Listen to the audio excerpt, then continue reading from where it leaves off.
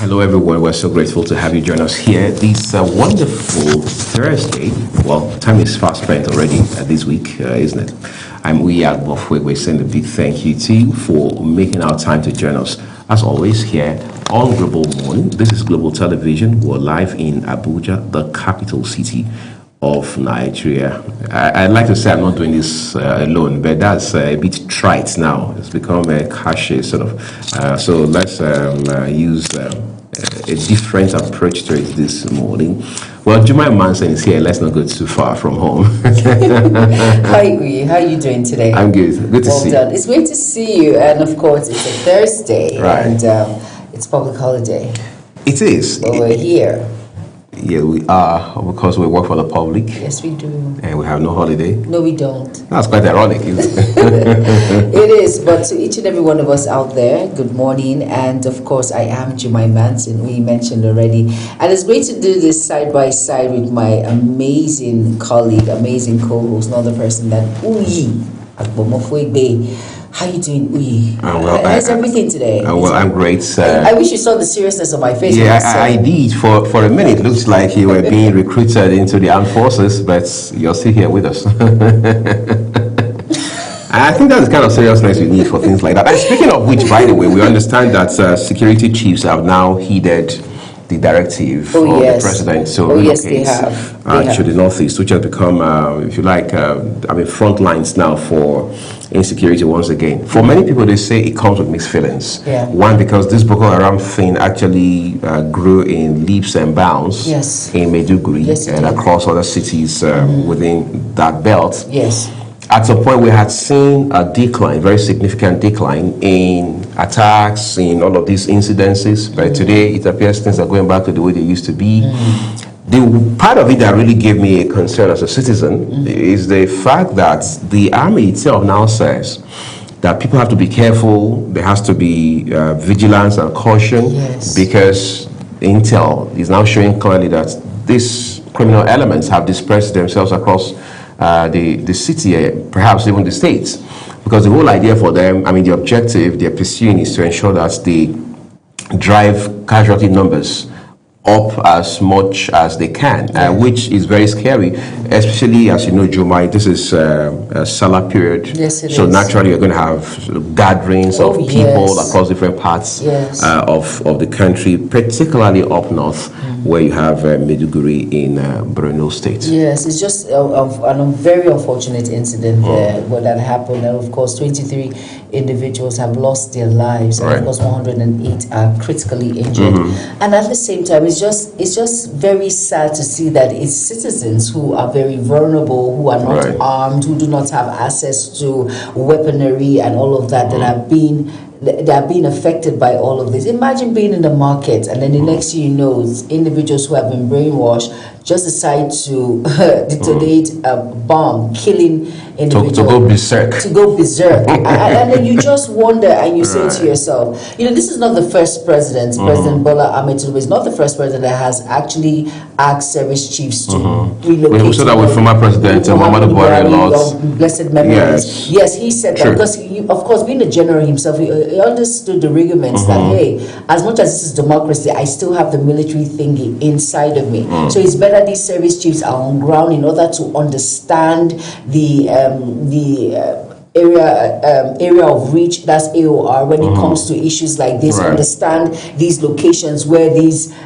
terrorists are. Of course, definitely there are always ins and all of that. So it's very important that these service chiefs are there on ground, at least with the backup of security. It will go a long way trying to nip this particular issue in the bud, which is a very serious issue, by the way, that has lingered and trying not to go away, but by the grace of God, it will definitely go away. It has to go away. It has to go away because it has lingered for too long. A lot of people have died in this process. A lot of people have been displaced in this process. A lot of people have been killed in this process. A lot of people are still in captivity because of this issue of insecurity, especially in the northern part of Nigeria. And then when this whole thing started, we thought it was a joke. We thought it was something that would just douse down. It's one of these things, but it kept on growing and growing and growing. And look at it now. It's beginning to have edge. And I won't say it has edge by the grace of God. I know it has caused a lot of disaster in our country.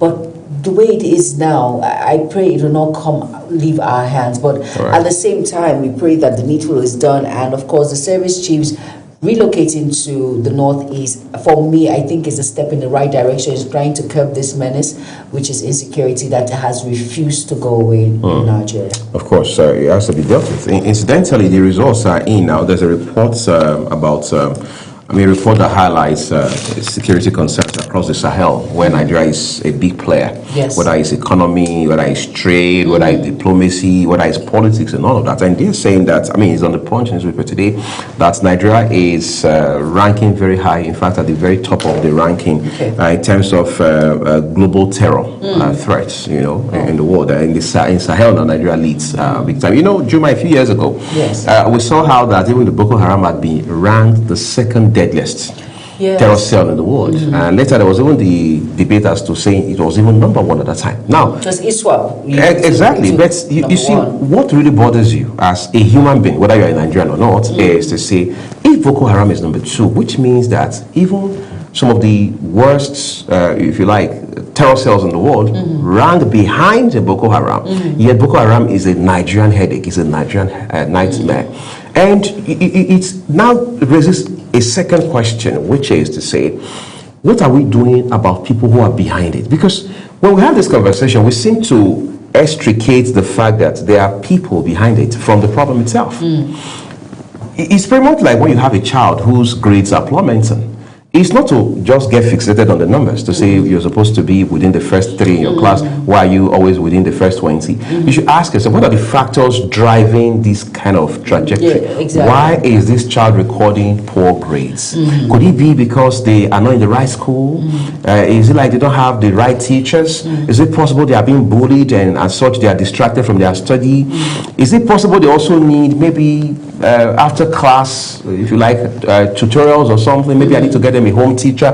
This is a parent trying to wrap their head around what the factors could be responsible for poor grades on the part of their child. So in the case of Nigeria, we seem not to be big on conversations around who are responsible for this menace. You know what? Funny enough, we take it. I was once married to a military officer, blessed memories, and then the thing is, when you sit around course mates, when you sit around individuals who talk about this particular menace that has refused to go, and you hear things like Nigerians, the Nigerian army that we have, when they are deployed into other countries for security and all that, they do it fantastically well. With so much of excellence. Oh my goodness. Like for countries in which Nigerians have gone, ECOMOG at that time and all of that. The records are clear. The records are clear when it comes to missions and all of that. But it's just unfortunate that here in Nigeria, we are actually struggling in that aspect. And you wonder and you say to yourself, what is the problem, like you've said? Do we not have enough weaponry? Or do we not have enough manpower? Or what is actually going on? And the faces behind, because there are faces, like you said, in war, there are so many people who are benefiting from it. It doesn't matter whether blood is being spilled. No one cares as long as the money is in his pocket or, well, in her pocket, because we do not know now. So the thing is, I think that is the first step in actually nipping this particular menace in the society. Let us try and get the faces behind Boko Haram, the financiers, like we've always said, individuals who are hell-bent that this particular menace will not go away.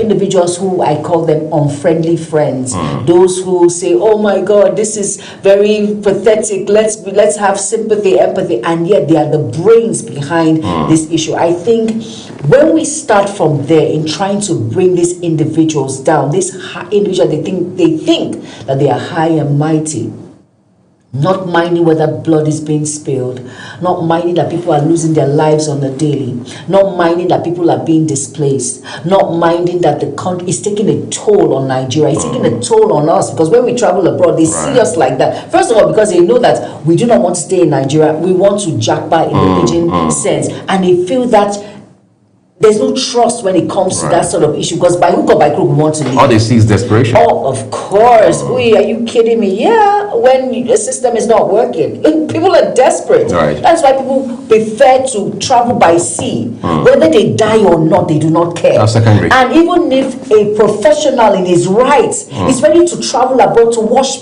dishes, it's ready to go and take care of the sick and do all sorts of menial jobs. He doesn't care. It's better for him to be there than to come home and suffer.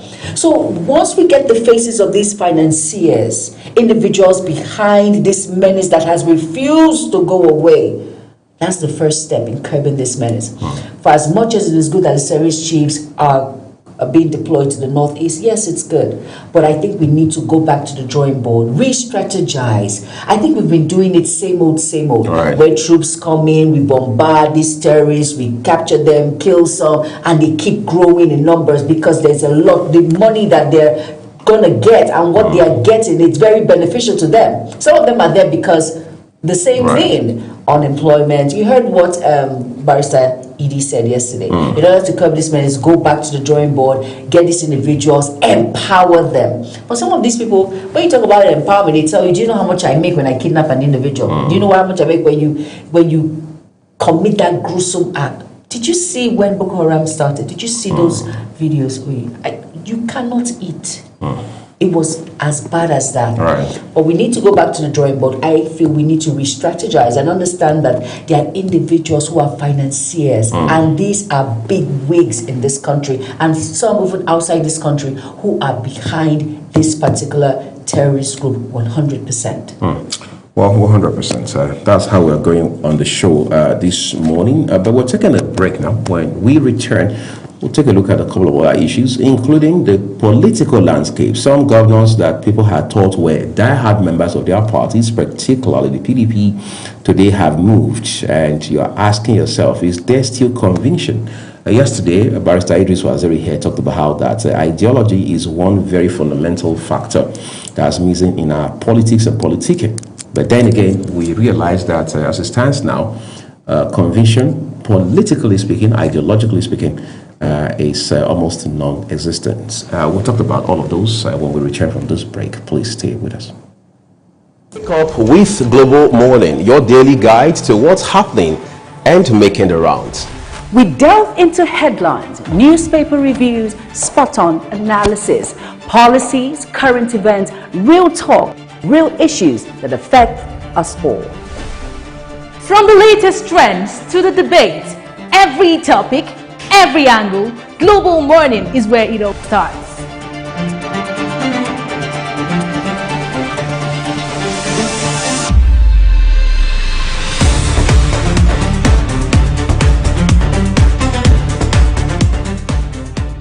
Global Morning, For the latest issues, always on point.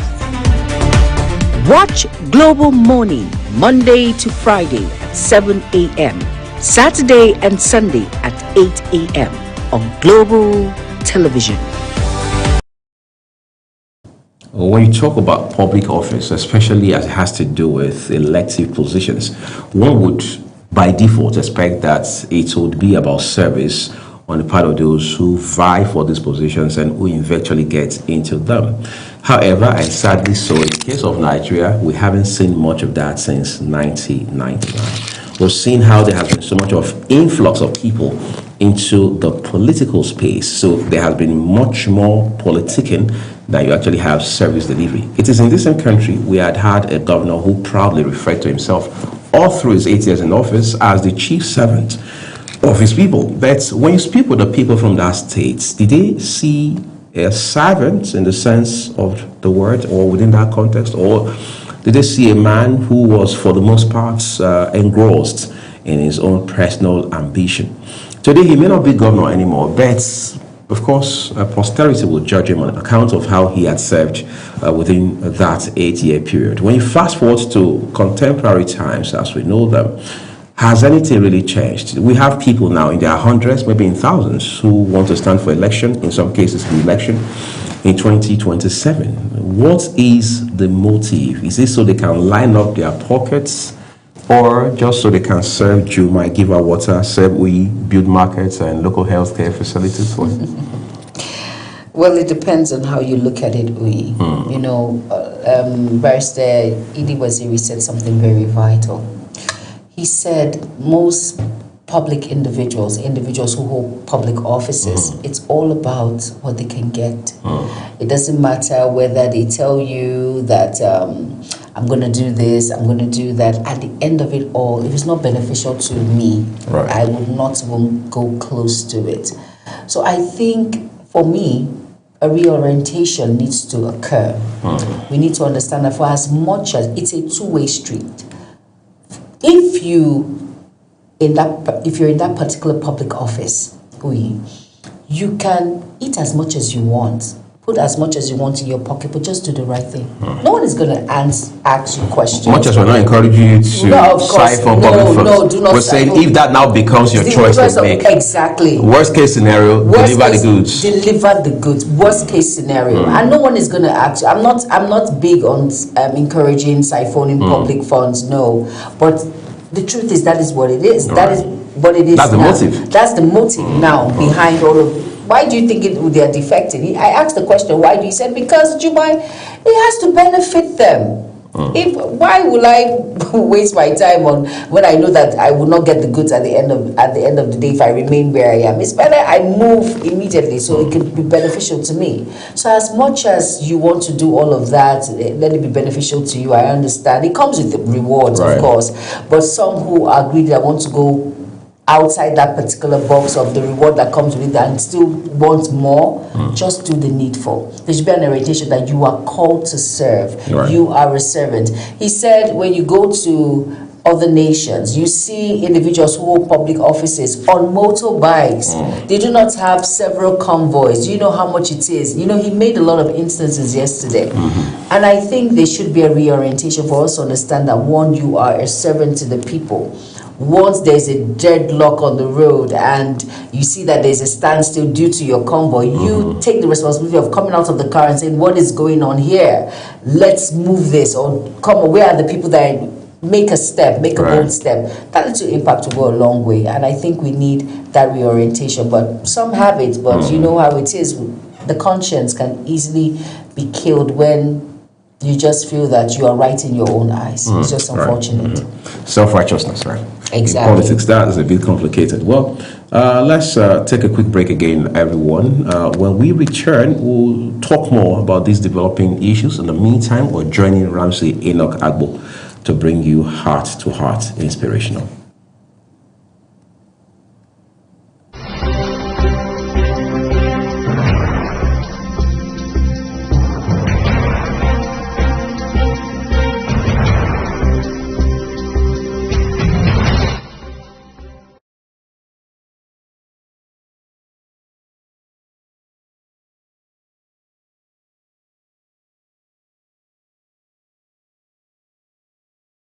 Well, my name is Ramsey Enoch, and it's good to have you join us today on Heart to Heart Inspirationals.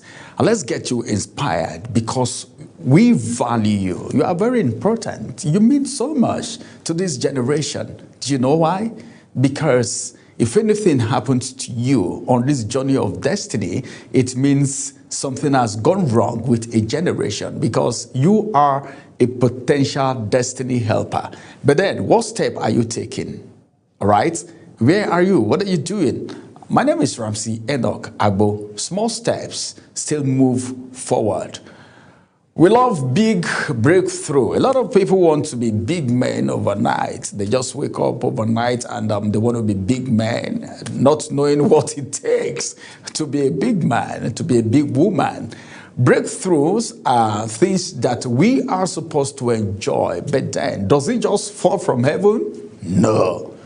One thing we need to understand is that there are things we need to do to really be successful in life. How much work are you putting into yourself?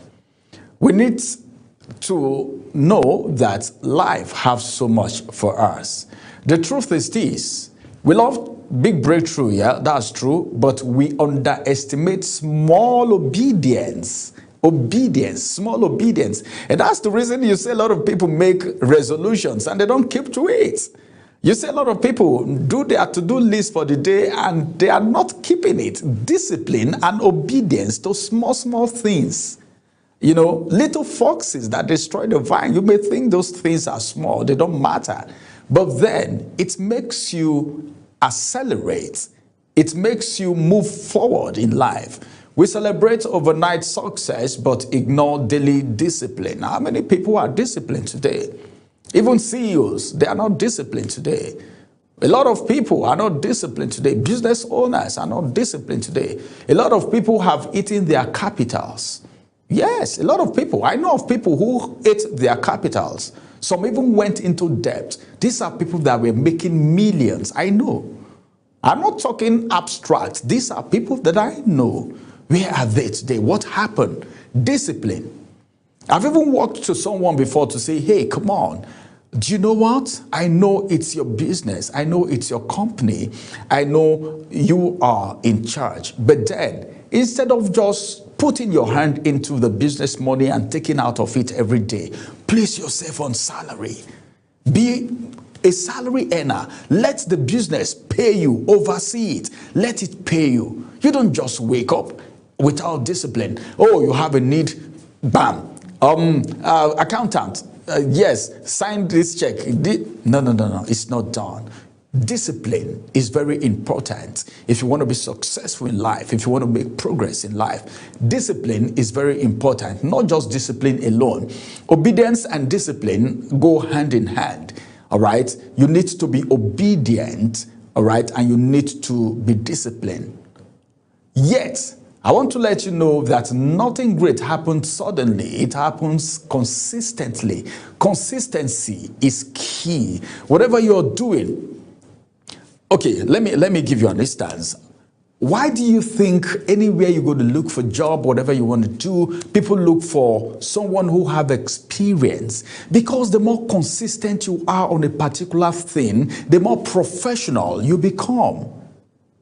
But a lot of people, because of the issue of diversification, multiple sources of income and all of that, these theories have made a lot of people not to concentrate on a particular thing, not to be consistent in doing one thing and become a professional in it. A lot of people are slaving today because they were not consistent in what they were doing. A lot of people are not employable today because of inconsistency, disobedience and indiscipline. Three major issues: indiscipline, disobedience, and inconsistency. These are thieves of time. Progress, like they said, is not always loud. It's not loud. Sometimes it looks like getting up again. Sometimes it looks like staying committed, all right, when nobody is clapping. A lot of people. That's why, initially I talked about on Heart to Heart, before I've talked about social media. Everybody want to be clapped for these days. Everybody is going on social media to live a fake life because they want to be clapped for. Oh, of what profit is it? It's deception. You're deceiving yourself. I only pity people who copy this online so-called designed people who design themselves to be what they are not.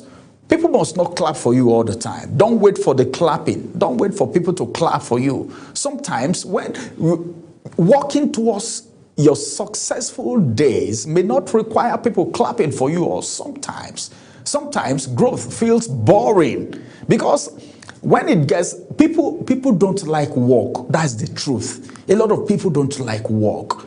So sometimes when you're walking, it looks boring. When you are striving to be successful in life, sometimes it looks boring because it's just like you're driving on the road and it's only you on that road. You're going. No car is coming from behind. No one is overtaking you. You're just going. Only you. Sometimes it looks boring. But boring is where mastery is built.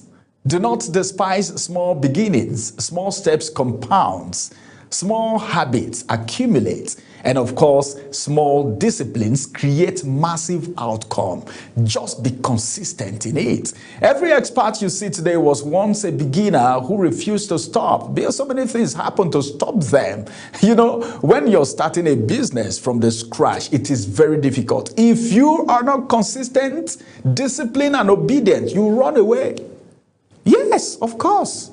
That period, that growing, that incubation period, if you're not careful, you run away. A lot of people have run away from businesses like that. Then when other people start doing it, and during that boring moment, that lonely moment, then when they come out successful, they say, well, why did I even leave that business? Because you were not consistent, disciplined, and of course obedient to the rules of the game. Success have a rule.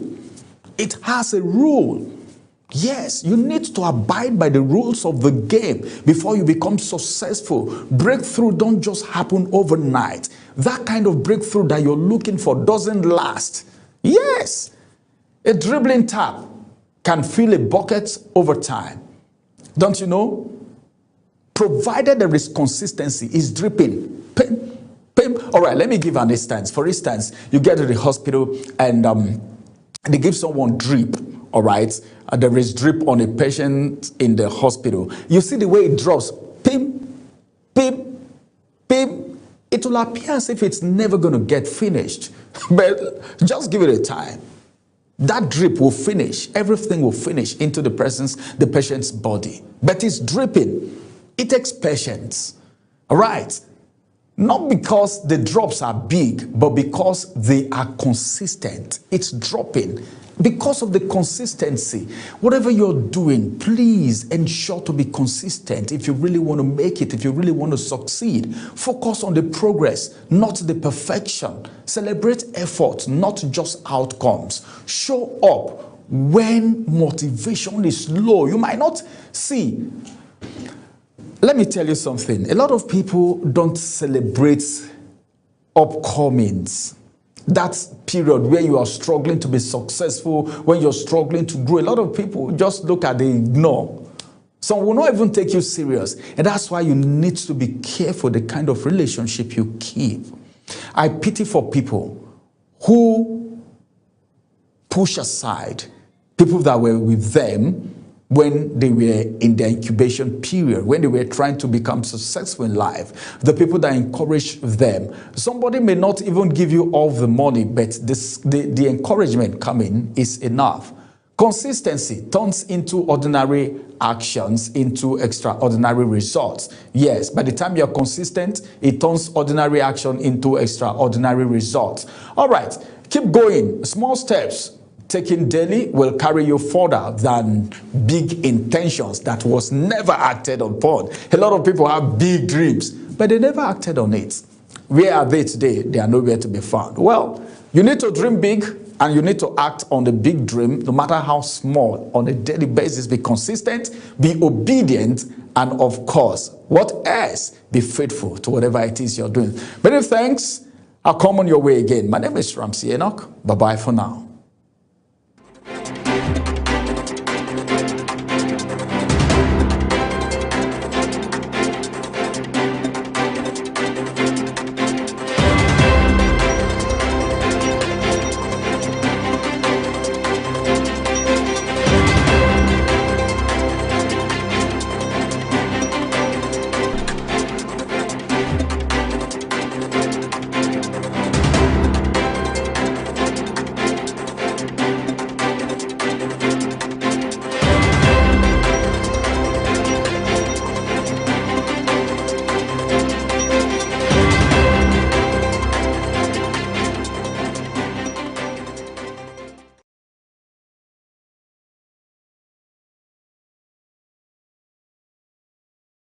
All right, you're welcome back, and hope you were well inspired with Heart to Heart with Ramsey Enoch Agbo from the segment Inspirational.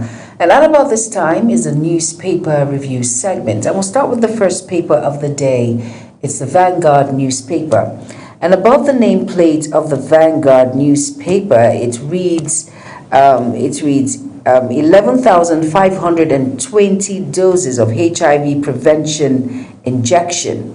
And it says concerns of Nigerians will be addressed, and that's from the Senate.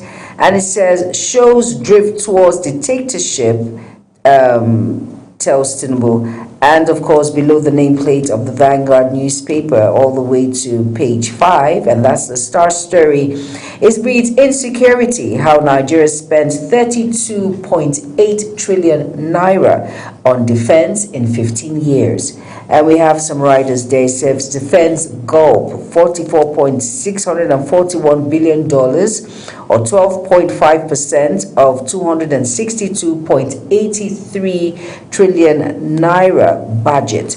Nigeria records over 100,000 violent deaths since 2012. And that's a long time. NAS probes defense spending. CDS seeks stronger police, civil defense collaboration. Senate reps target March 31st passage of 58.49 trillion naira 2026 budget. And below that it says Eid al-Fitr, Sultan declares Friday as Shawwal 1, urges prayers, and that's on page 25. And it says why Amajiria are infiltrating Abuja, and that's on page 6. And of course, that's the Mr. and Mrs. column, my favorite. And below that, it says Maiduguri bombings. And it says military chiefs arrive Borno after Tinubu's directive. And basically, those are all the major headlines making rounds on the Vanguard newspaper. Please go out and get yourself a copy. And we're well abreast with issues making round. Next, we have the First Daily, and Ms. Uyi will take us through that. All right, thank you, Jumai. We'll begin with the one, I'll just send the nameplate on the First Daily for you. It says, terrorist death toll hits 80 as troops repel attack in Borno. Just yesterday, we talked about 23 people dead and about 108 injured, but now it says the death toll has hit 80 with troops on the ground making all efforts to repel attack in Borno State. Quite sad. Very. The big one here has to do with the same incident with Kika, Maiduguri bombings. Military chiefs storm Borno to contain escalating terror attacks. King Charles hosts historic Nigerian state visit after 37 years. When it was a grand welcome for President Bola Tinubu and First Lady Oluremi Tinubu yesterday with the King and Camilla, his wife, hosting them both. Labour Party fixes May 23 for presidential primary, suspends 26 members. Serap urges King Charles to raise human rights issues with Tinubu. We hope that happens. Court affirms Nigerians' right to record police on duty. Assashing water hits 100 naira in Imo amid production shutdown. Juma, can you imagine that? 100 naira. So what then will be the cost of bottle? Maybe you're buying a 75 liter bottle. CL, or maybe even the 1 liter bottle. So you can imagine how much that will cost. 100 naira for a sachet of water in Nigeria. I mean, that's shooting right through the roof. But what can people do? Water is essential. It's not negotiable. Of course, it's essential. Every human being needs water, big, small. It doesn't matter your size. You have every day you take water, and for it to hit 100 naira, that is going to cause a lot of issues. But at the same time, like you said, what can we do? We still have to buy it because it's essential to human health. It is. All right, let's make progress with stories. Headlines on the front page of the First Daily newspaper. A crisis rocks obedient movement as finance director resigns. Why? Well, details are with you on First Daily. And lastly, on the foot of the front page, courts finds EFCC over delay in a Mayfair trial. Well, the court is essentially saying that the EFCC has been dilly-dallying with schedule. They've been switching from one date to another over time. So The court had to just straighten them out a little. Those are all your headlines from the First Daily this morning. Let's turn to the Guardian newspaper. All right, now the Guardian newspaper, and below the nameplate of the Guardian newspaper, it says PDP plans for convention despite internal conciliation talks. And that read you will find on page 3. And on page 15, it says Africans' public debt near $1.2 trillion amid refinances burden fiscal shock. And on page 3 again, it says state police gains momentum as morale meets committee promises safeguards. And well, let's see how far we go with that, but it's a step in the right direction. AU rally support against terrorism, and as CDS decries enemies within. Now that's a major problem, and that you will find on page 6. Once you flip over to page 6 on the Guardian newspaper, there's nothing as deadly as enemies within. There's nothing as deadly as that. And then below that it says Tinubu, King Charles holds interfaith dialogue deepen ties, and that read you will find on page 6. And of course, that's a picture story there of our dear President Ahmed Bola Tinubu, and of course his beautiful wife, Senator Oluremi Tinubu, and of course King Charles III, and of course his wife also, Queen Camilla. And below that it says Ministries operations books open for probe, says Umahi, and that's on page 7. Okay. And here on page 2, it says Ramadan ends today as Saudi Arabia Sultan declare Friday Eid al-Fitr. And on page 30, it says FG to transform correctional centers into food production hubs. Okay. So what will happen to all the prisoners now? Your guess is as good as mine. Okay, so you have to go out and get the Guardian newspaper and flip to page 30 and find out who is guess as good as mine also. On the point. Okay, let's see. And of course, on page 5, it says Lagos 6-8 commissioners set to resign for 2027 election. Okay. And basically, those are all the major headlines on the Guardian newspaper. Please go out to get yourself a copy and be well abreast with issues making rounds. Next, we have here the Punch newspaper. Over to you. All right, top right corner of the Punch newspaper. The headline here says, Highway Danger. That's a kicker for you on the Punch newspaper. Oyo students beg FEMA for speed breakers. That's the federal road maintenance agency. Students of Oyo State are now begging the agency for speed bumps to help prevent accidents. Imported petrol undercuts local supply by 94 naira. Medicine shortages loom amid U.S.-Iran conflicts. This is one war that's having multi-front impacts on us as people. Sultan declares Friday Eid, police and NSCDC mobilize. The big one says Nigeria, Britain set for fresh security alliance with 3 riders. Tinubu pushes for fresh security pact at state banquet. President meets British PM today.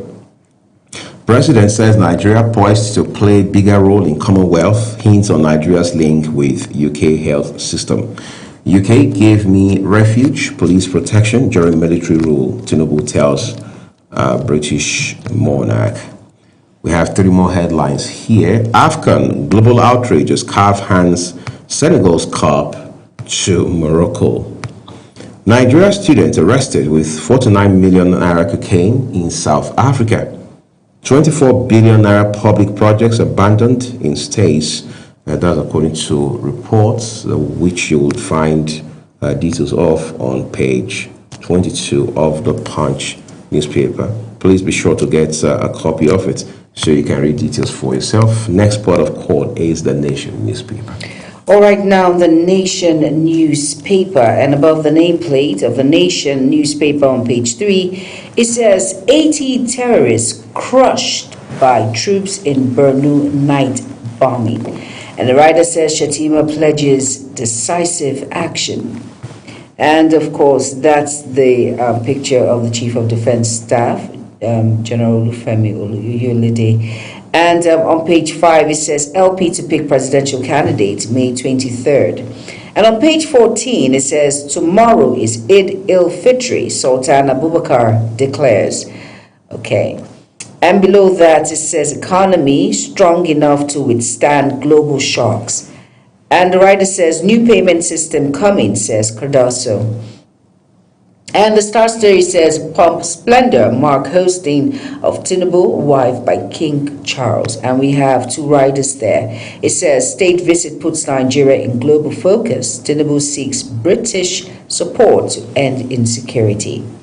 And at the foot of the Nation newspaper, it says, 10 Filipinos convicted for trafficking cocaine. Cocoa farmers abducted in Ibadan. That's on page 6 also. 10 Filipinos convicted for trafficking cocaine. Where? Is it in Nigeria? Is it where? But at the same time, go out and get yourself a copy of the Nation newspaper to be well abreast with these major issues making rounds. And next we have the Nigerian Tribune. Over to you, Uyi. Well, let's begin with a few headlines above the nameplates. First one here says, Maiduguri explosion. No cause justifies killing of innocent people. That's a man, incidentally, who had been a governor of the state, talking about the current vice president of Nigeria, Kashim Shettima, right? CRIN abduction. Police say 2 out of 4 cocoa farmers rescued, 3 suspects arrested. Wike's PDP faction meets, says convention date sacrosanct. I have not moved from PDP. Bauchi State Governor is the one to whom that is credited because there had been the talk about Governor Bala Mohammed moving into the APC, all else equal this week. But the man now says that he has not moved. So it's not a question of whether he will move or not. It's a matter of when, as it stands, because it's suggestive. It says, I have not moved, not saying I am not moving or I won't move. Exactly. Right? But we have to move now with the newspaper headlines, right? Sultan confirms Friday as Eid al-Fitr. Malam Factory battle, military kills 80 ISWAP members in Borno. That's some success there. Take ownership of fight against Boko Haram. ISWAP, CDS tells Borno, Yobe people. Incidentally, not much of a headlines on the Nigerian Tribune this morning, but that shouldn't stop you from taking the responsibility to read up details for yourself, as we'll take a look at headlines from the Daily Monitor.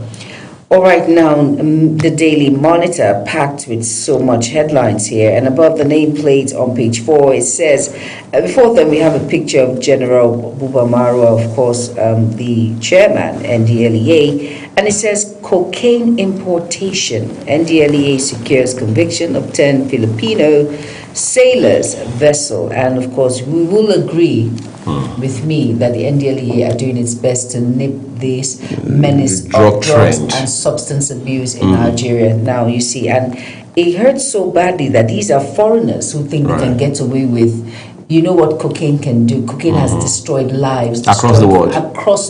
Across borders. It has destroyed lives, destroyed families, destroyed individuals who are prominent in their right, professionals in their right, who are dependent on this particular drug. It has destroyed.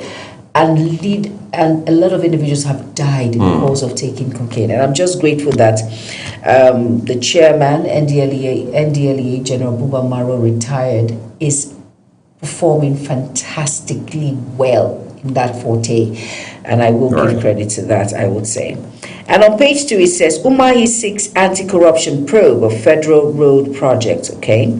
And on page 2, it says, NSIA, UK firm signed $500 million diary deal. And on page 4, it says, Borno terrorists, death toll rises to 80 in Malam Fatori battle. This is just very sad.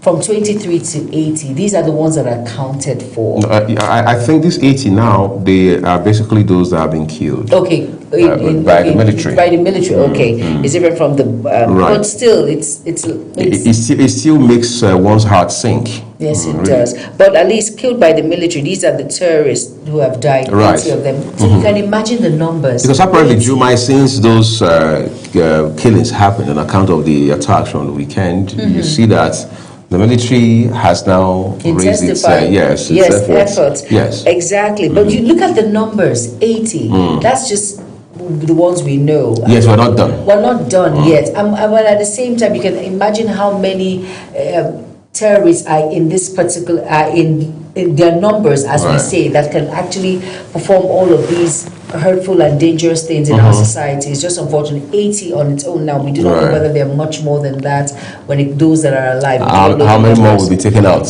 Exactly.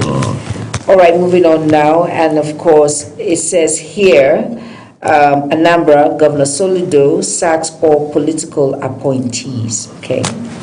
And below the nameplate of the Daily Monitor, it says, Tinubu won't rest until peace is restored in all parts of Nigeria. And that's from the Vice President, Kashim Shettima. And we have two writers there. It says no to religion sanctions killing of the innocent.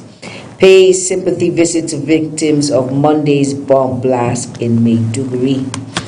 And it says here, take ownership of fight against Boko Haram, ISWAP, CDS urges Borno Yobe.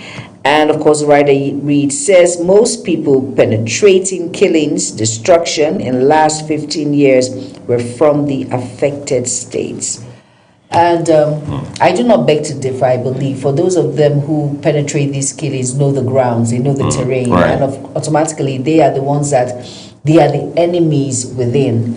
So I hope, And they're familiar with the geography. Of course, they're familiar with the routes. It's very important that we understand this, and this is part of the steps in nipping this in the bud. Right. And next we have the Daily Monitor. Over to you, Rui. Okay, well, let's take a look at, we just looked at the Daily Monitor. We're moving to the Daily Independent now, where we have two headlines above the name mast here. First, top left, it says long-acting breakthrough HIV injectables arrive in Nigeria. Well, that's a breakthrough indeed. Long-acting breakthrough. Long overdue. Yes, injectables arrive in Nigeria. Then a bit of politics here for you as well. ADC demands action for El Rufai after 30 days in detention. His new party is saying, well, look, if you can't just release him unconditionally, you've got to charge him, right? You can't keep him in detention for this long. No, But you ICPC, on the other hand, says we have a valid court order to keep him for this long, maybe beyond if the need arises, because we need to do a thorough job with our investigation. So they've been going back and forth with all of that. But then, again, Juma, that's a challenge when politics misses with issues of national interest. This is a man who, on the one hand, has been accused, alleged to have siphoned public funds or not to have been able to account for billions, hundreds of billions of public funds while he was governor of Kaduna State for 8 years. On the other hand, he has also been accused of crimes, bordering on national security. So these are weighty allegations. This is not two fighting, as we say. All right, this is not you stole somebody's item, as we say. No. So if the ADC is saying release him unconditionally or charge him to court, the question is, why is ICPC holding him? Do they have a valid court order to do that? ICPC says yes, we have been able to obtain that valid court order long before today. But we can't mix politics with issues of public interest. No, we Definitely. cannot. We cannot. The big headline here says Maiduguri bombings. AU seeks global action against terrorism in Nigeria. Three writers come with that headline. The first says, as troops killed over 80 terrorists in Borno. Juma had also brought you that from the Daily Monitor. CDS to Borno Yobe, take ownership of terror fight. This is one area where we need to create context. When we say take ownership, there can always be partnership, but the military has a mandate that is very clear. So we can't push it all together to the people. FG investing in equipment to tackle terrorists. That's credited to the Vice President, Kashim Shettima. Serap asks King Charles to address rights violations during Tinubu's UK visit. Gunmen invade institutes, abduct 4 farmers in Ibadan. Again, another sad story. Labour Party fixes May 23 for 2027 presidential primaries. Sanusi to lead Kano Salah Durbar as government tightens security. 5G, Nigerians' excitement drops as network deployment drags. We understand availability is still scanty right now. And lastly, on the fruits of the front page of the Daily Independent, it says, Oluremi Tinubu to deliver sermon at Lambeth Palace today. And that's quite historic. Those are your headlines from the Daily Independent. Please read up details and stay ahead of the news as we turn to our penultimate paper, the Daily Trust newspaper. All right, now the Daily Trust newspaper, below the nameplate, it reads, how new BVN rules would curb fraudulent transactions. And that you will find on page 18. And that is a step in the right direction because criminality, when it comes to monies, will actually reduce and it will go a long way. Unauthorized withdrawals and all of that. Exactly. Now on page 7 it says, Sultan declares Friday Eid al-Fitr. And here on page 6 it says, Kano government clears Emir Sanusi for Salah Durbar. You know, have you watched have you seen so the colorful? It's colorful, it's beautiful, it's you just be in awe of it. So, all right, now the Star story reads a very sad one. It says, man loses 4 sons to Maiduguri explosion. And here on page 18 it says, Iran war, crude oil price inches to 110 naira. $110. And of course here, abduction of FCT communities, members send account details for ransom. Very unfortunate incident there. And it says, Justo for Kwara governorship intensifies. And here it says, why Bala Muhammad foot drags on defection. And before we go further, you know, 2 days ago, driving on this Kefi Abuja Road going to Cairo axis, you know, there was almost a tanker explosion that almost happened in the evening that skidded off the road and 20 cars were affected, and thank God no one lost their lives. Right. And it's just unfortunate that they've mentioned before that I know that tanker drivers are not to move at that certain time. There's a time frame for movement. But so that tanker driver flouted it. Exactly. And then you see these things, you see a lot, and I'm sure individuals who are concerned will stop them and all of that, but you know, these things need to be taken into consideration. That was how we had that disastrous issue that happened along that same route that happened with the CNG tanker that exploded and killed a lot of individuals, destroyed cars worth millions of naira, and injured a lot of individuals. I think the government really needs to look at this carefully. And these tanker drivers, please, their employees should check the brakes of this. It was really disastrous. A lot of people would have lost their lives. Thank God for an intervention of God. So I think a lot needs to be done in that area. All right, now let's move to the next paper, and it's the New Telegraph. Over to you, Uwe. And that's our last point of call today. Right. Okay, let's begin with the one above the nameplate. It says, Cardoso, 28% investments in bank recapitalization from foreign sources. Investors laud financial sector reforms. Debts, electricity crisis worsens as Genco's shut down plans. That's not good. And then what's more, 2027, Labour Party elects presidential candidates May 23, suspends Farouk Ifo, 24 others. Senator Kalu debunks Labour Party's allegations of violence in Abia. That's on pages 3 and 4. No moon sighted. Saudi declares today Ramadan 30, tomorrow Eid al-Fitr. Friday Eid al-Fitr in Nigeria. That's according to the Sultan. El-Rufai's continued detention illegal, unconstitutional. ADC, incidentally, that headline has a picture of the man in question, Madam Nasir El-Rufai. Second term, Soludo sacks all political appointees. Yes, he has asked them to resign. It was sworn in yesterday for a second term in office. Bomb blast, troops kill over 80 terrorists in precision strikes. Let's see the riders. destroy their strongholds in Borno. Joint fights against insurgency. CDS issues rallying call to Borno Yobe residents as AU condemns attacks, seeks global support for Nigeria against violent extremism. And going further down, Middle East crisis. Israel strikes world's largest gas field in Iran. Missile strikes hit major Qatar energy hub. Iran vows retaliation, continues attacks on Gulf states. Oil price nears $100 per barrel. King Charles III receives Tinubu wife with full military honors. Mrs. Tinubu to preach at Lambeth Palace. And lastly, on the foot of the front page of the paper, it says premature menopause raises long-term heart risk study. Hopefully, Juma will discuss this elaborately on Health Guide one of these days with an expert in this field of medicine.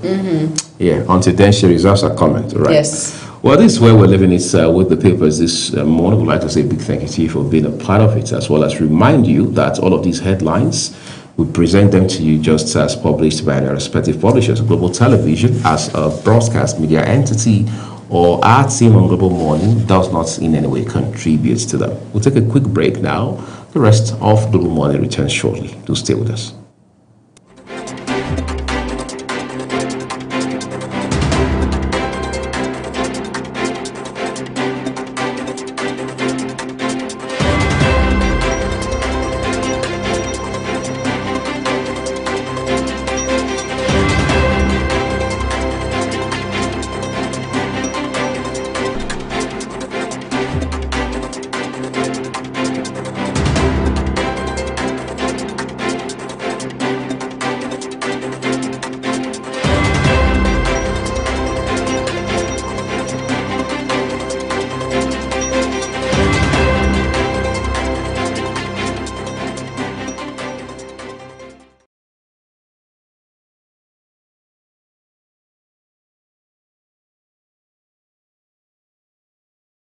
Wake up with Global Morning, your daily guide to what's happening and making the rounds.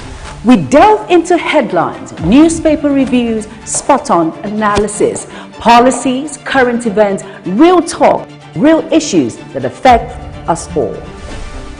From the latest trends to the debate, every topic, every angle, Global Morning is where it all starts.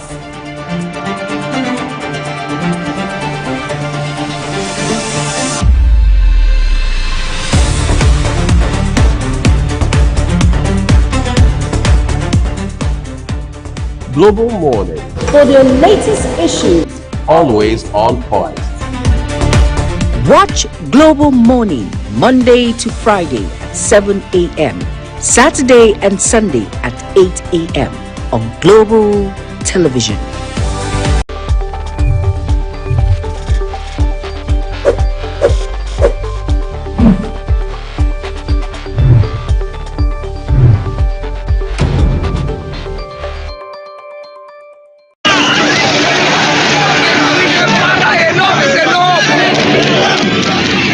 In an age of breaking news, you need a trusted source that prioritizes accurate, factual, and unbiased reporting. This is AM News, and I am Ubong Usoro. On Global Television, our news is rooted in verified and authoritative storytelling that keeps you educated, informed, and enlightened on all the issues that matter to you. I am Sadia Yakubu. This is Midday News. You can trust our multi-platform news broadcast real-time and fast-check stories for all the big local and foreign headlines round the clock. I am Ramsey Enoch Agbo. This is News Express. Our array of anchors delivers the news to our teeming viewers, breaking it down with context and perspective. This is News Cycle on Global Television. I am Anieti Patrick. And the flagship news is your hub for the day's most engaging stories. This is News Prime, and I am Jumai Manson. Did you miss any of our news rounds? No worries. Catch up at 10 p.m. and midnight, 7 days of the week. I am Mukhtar Kasim. Global TV is on DSTV channel 365 and Star Times channel 276. We're active across all social media platforms at Global TV NG. Global TV News, accurate and unbiased. I'm Uyi Agmofwebe.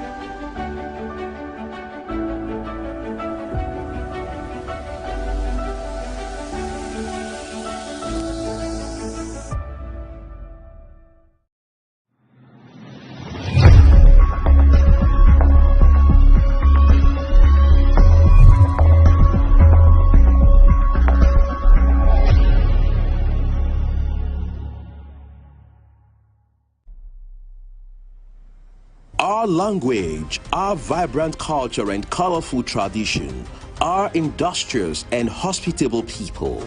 This is Nigeria, a nation that prides itself in abundant human and natural resources. From east to west, north to south, we sparkle, we shine, we have a common bond.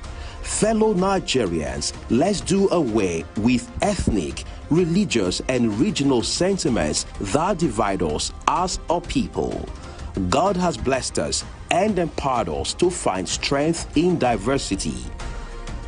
Let's make our faith and way of worship our source of unity as we build our nation that stays united. Nigeria, together today, together always. This is a public announcement brought to you by Global Television.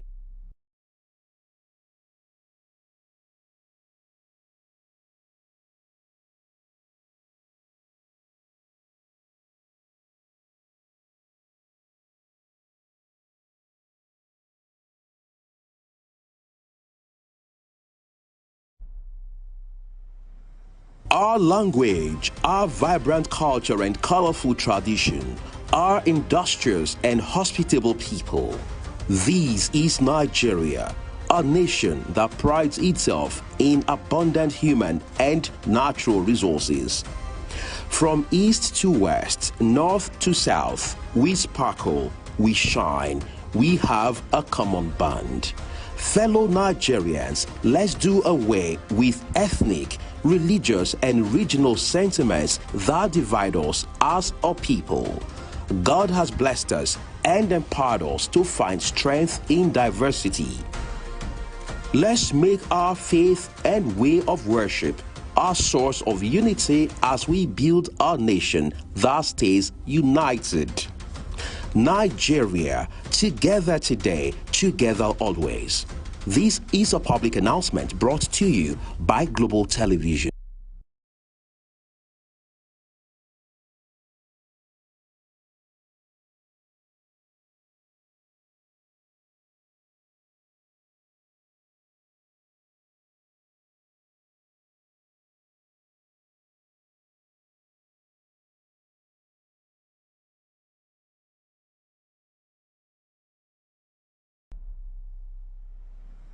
Our language, our vibrant culture and colorful tradition, our industrious and hospitable people. This is Nigeria, a nation that prides itself in abundant human and natural resources. From east to west, north to south, we sparkle, we shine, we have a common bond. Fellow Nigerians, let's do away with ethnic, religious and regional sentiments that divide us as a people. God has blessed us and empowered us to find strength in diversity. Let's make our faith and way of worship our source of unity as we build our nation that stays united. Nigeria, together today, together always. This is a public announcement brought to you by Global Television.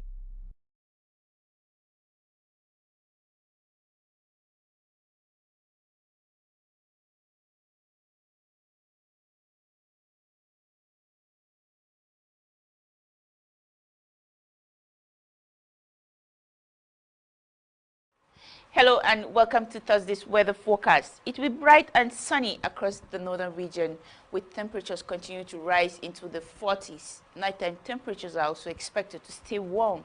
So if you are in this area, be sure to take necessary precaution. Across the rest of the country, it will be partly cloudy during the morning hours. There is a higher chance of rains in parts of the southeast, the southwest, and the south-south. A slight chance of thunderstorms is also expected in southern Kaduna, southern Adamawa, and southern Taraba, as well as the Federal Capital Territory, Plateau, Nasarawa, Benue, Kogi, and Kwara State. And that's the forecast. Stay weather aware. I am Akami Sawarda.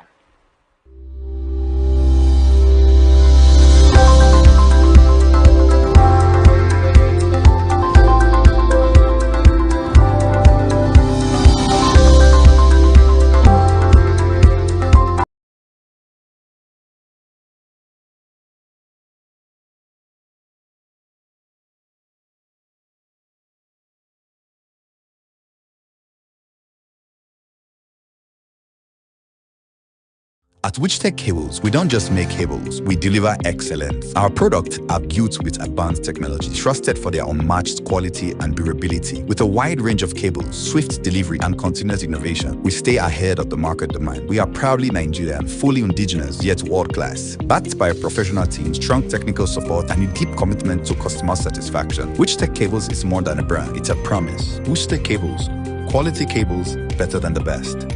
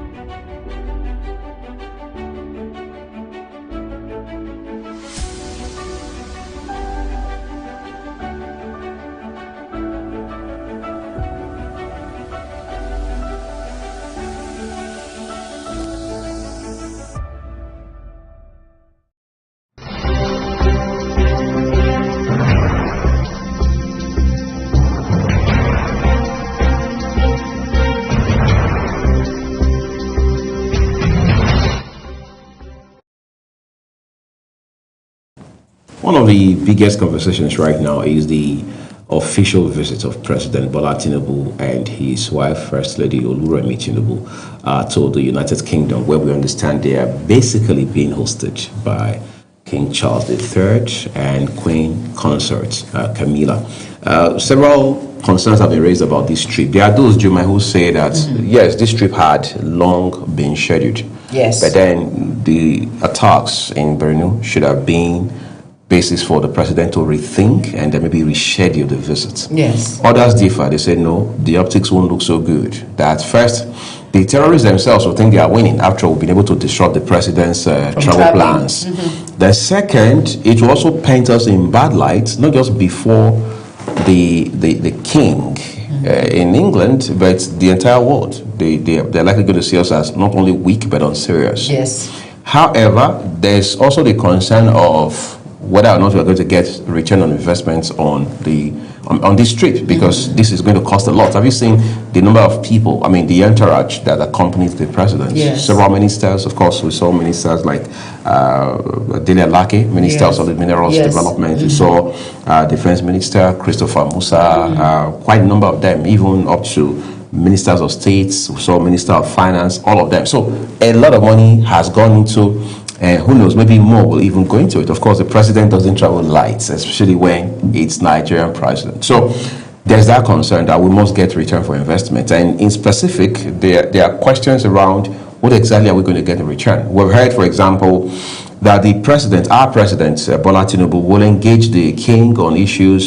around diplomacy, security, energy, and of course, economy and so on and so forth. And then by today, he will be meeting at some point with the Prime Minister of the United Kingdom, Keir Starmer, and all of that. But whether I like it or not, while there's so much of criticism, of the president's many trips, especially the ones he takes around the time when there is, sometimes in the middle of terror attacks, then, of course, on the other hand, you have those who say, look, we can't live in isolation. We must interact with the rest of the world. And one way to do that is through things like these state visits, on which, yes, the president and his wife have embarked now. Of course, this, for me, this has put Nigeria on the global map, which we know, of course, Nigeria going to the United Kingdom to have a one-on-one with King Charles III. It's a big deal, because it's not every high-profile individual that can give you that audience, really. It's not everyone. But at the same time, a lot of people have their eyebrows really up, talking about what has happened in Maiduguri. And we know that this, like I mentioned before at the beginning, this is a norm when it comes to issues like this in Nigeria. Look at the records. We know that when there is a festivity, something of this sort happens when it comes to insecurity. We know it's either in Maiduguri, we know it's either in Katsina, we know it's either in places like this. But at the same time, for as much as the president has reps here, like the Vice President Kashim Shettima, who has spoken about this and has come out to say that the president is actually empathetic with what has happened and all of that, trying to nip in the bud insecurity. And where he's abroad, but at the same time, he has given a directive that the service chiefs should be deployed with immediate effect to Maiduguri. So you can actually run the country when you're remote, and then you can, like they say, kill 2 birds or 3 birds with one stone, and that's what he has done. For as much as he's not just in the United Kingdom and just concentrating on the visit and what it will bring to us, his attention is still here. He's still giving directives to the service chiefs that, hey, you have to nip this in the bud. And that's one thing he has promised that his administration will bring in trying to curb this menace of insecurity, which he has done. So let's just cut the president some slack here. Let's cut him some slack. It's not like he's like a desical or he's not saying anything concerning the bombings. He's not sympathetic with the families of individuals who have lost their lives. No. His heart is still here, and at the same time doing the needful for those that are alive that you will take care of, and that's the truth.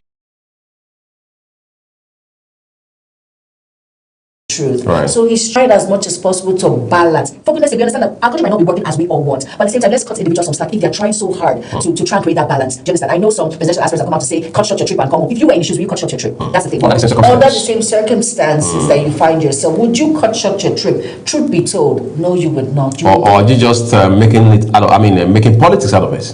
Of course. So at the same time, we have to be very careful. We have to tread softly and understand that the president is concerned with what is happening in Nigeria.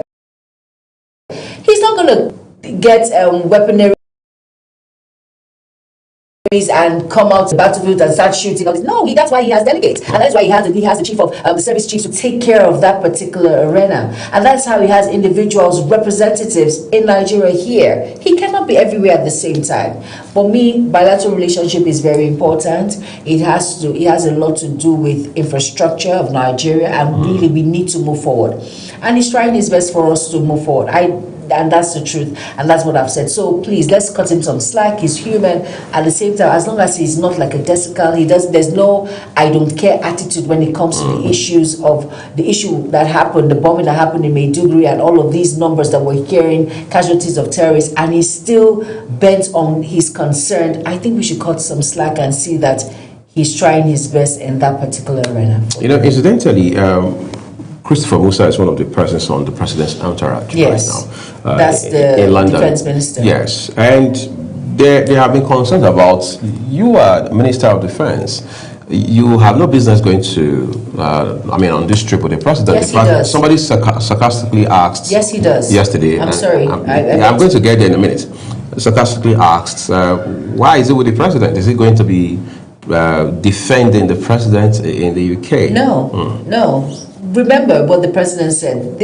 Of course, we have a bilateral relationship with the United Kingdom, right. And there are lots of things itemized on the table that we want to, we want to achieve in this particular. And we need to engage with the UK in this regard. We need to engage with the UK, and of course, security is on the top list. And hi. General Christopher Musa is the defense minister, and of course a former general, retired. So he understands the terrain and how this works. So they have to sit together on a round table to talk about how to nip this particular issue of insecurity in the bud. So the defense minister being on that trip is 100% adequate. Great. Now you've heard from his spokesperson. No, I'm not. Just kidding. But it makes a lot of sense. That's his forte, area of strength, and it's only natural that he should be there to do his beats. Well, we understand our first guest is joining us this morning.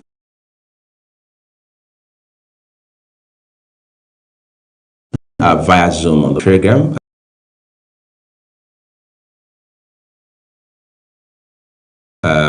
From Yola, the capital city of Adamawa State, northeast Nigeria, Barrister Sunday Mugira. Thank you so much for taking our time to join us this Thursday morning. Thank you very much. You heard that. But I want us to start from issues around the way our political landscape is going right now. I'm not just going to be ambiguous. I'm not just going to be general about defections. I want us to talk about some governors that before now, Nigerians, those in politics and those out of it, would have thought won't move from their parties, especially the PDP. But today we've seen quite a number of them move. Whether you call it Enugu, Bayelsa, we've seen them move. We've seen Zamfara, also move. And then your own governor, Governor Fintiri of Adamawa State, has also moved from the PDP. What do you make of this, and what do you think the incentive or motivation is? Well, before now, I used to be actually critical of people moving from one political party to the other, even though myself, I had moved severally from one political party to the other. I want to believe for my governor, the reason for his movement is as a result of political expedience. Political expedience in the sense that if you look at the issue bedeviling PDP as a political party, we all belong to the PDP as a political party. At the moment, any person who is politically futuristic will know that PDP will find it very difficult to come out of its intractable problems. It is self-inflicted anyway. Leaving the party for anyone that has future plans in politics at the moment is just non-negotiable. That has been the thinking of the governor of Adamawa State, and he made consultations with a lot of people, stakeholders in the state, in the government, in the political terrain. The best option is to move to the All Progressives Congress, which was a collective decision and a collective responsibility. That I know because I'm an insider. So that is the reason, actually. He is not contesting for any election. He is not contesting for any office anymore. He is serving his last term as a governor, last and final term as a governor. But he cannot just lead his people to Golgotha simply because he is done with his term of office. And I believe this is a political decision that is commendable.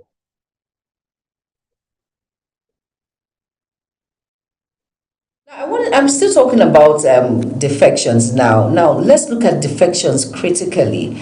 Does frequent defections weaken or strengthen democracy in Nigeria?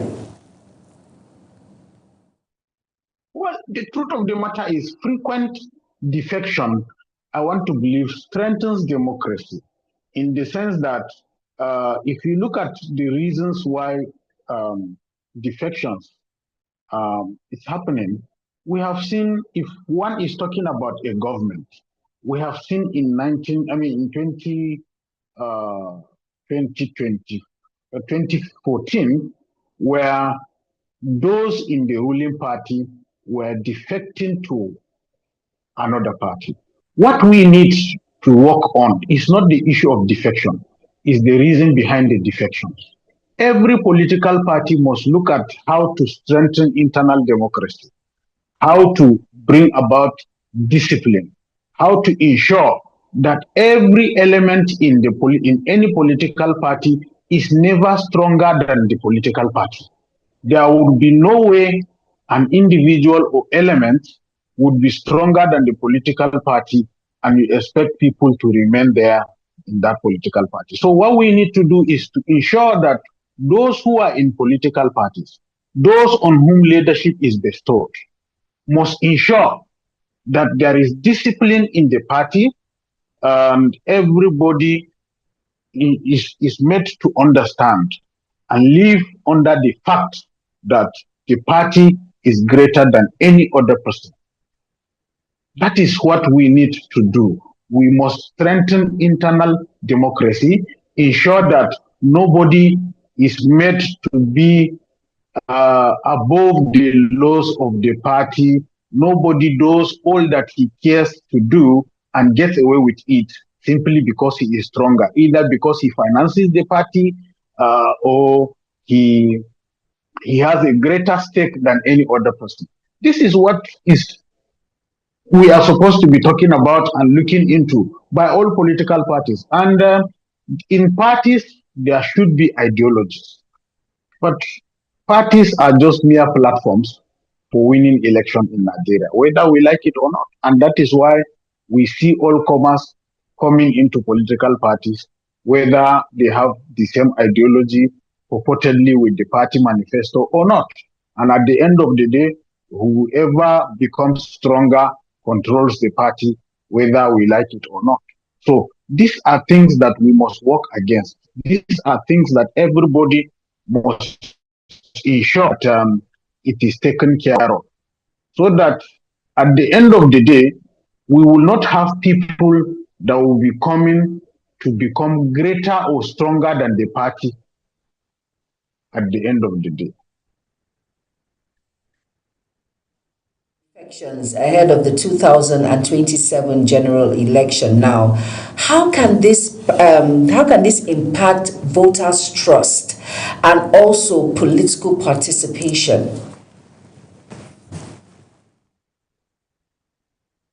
Well, this may be very painful to the ordinary man on the street in Nigeria. Unfortunately, the voter is not even informed himself about his powers. And that is why he is being taken for granted. That is why people are running helter-skelter. And at the end of the day, the voter has a price. And if you look at the way and manner things are in many parts of Nigeria today, the voter is just reduced to just a mere statistic. On the day of election, You come, you line up. It is either a measure of rice or some amount. You seldom find voters coming to vote because they have made up their minds that we are going to vote for this person because we believe he is credible, because we believe it is he has the capacity, he has the know-how to take us out of Egypt. You know, it is most unfortunate. Politics in Nigeria has been monetized and militarized in such a way that the voter seldom counts. In most parts of Nigeria, people may not agree with this, but this is our reality today. It is my own opinion. All right, let's talk about the PDP, from where most of these governors have defected into the APC now. When the PDP is in crisis, we often hear things like it's an internal issue, as a family problem, we remain one big family. As it stands today, the PDP appears to, at best, be a shadow of its former self. Is the PDP still one big family, and can it go into the 2027 general election like this? Well, for now, I wouldn't know. And I doubt if they will go into any election as one big family. After all, why is even the family? The family, everyone, most people, they have left. I think it is only Sheyi Makinde that is remaining in the PDP now. And we have had even rumors that he is planning to defect to ADC. So you can see PDP has been orphaned, and aside being orphaned, it is being childless. So it is just a shell now, unfortunately. It's painful. You see, what is happening to PDP is like witnessing the burial ceremony of a friend. You know, his memory will live forever, but you will never see him. And the painful thing is, assuming this best friend has no child, has no parent, you know, that you can relate with. So that is the end of it. It's most unfortunate, but I believe we will learn lessons, because what has happened to PDP can happen to any political party. It is because structures has not been put in place to move people. It is people that is moving the structure, and no political party works that way and survive. And that is exactly what is happening to Nigeria. People are moving Nigeria, and not Nigeria moving people. You know, not the laws in Nigeria moving people, not the structures in Nigeria moving people. You know, whoever comes, that is Nigeria. Wherever he goes, that is where Nigeria goes. But it shouldn't be like that, and our political parties are no exception.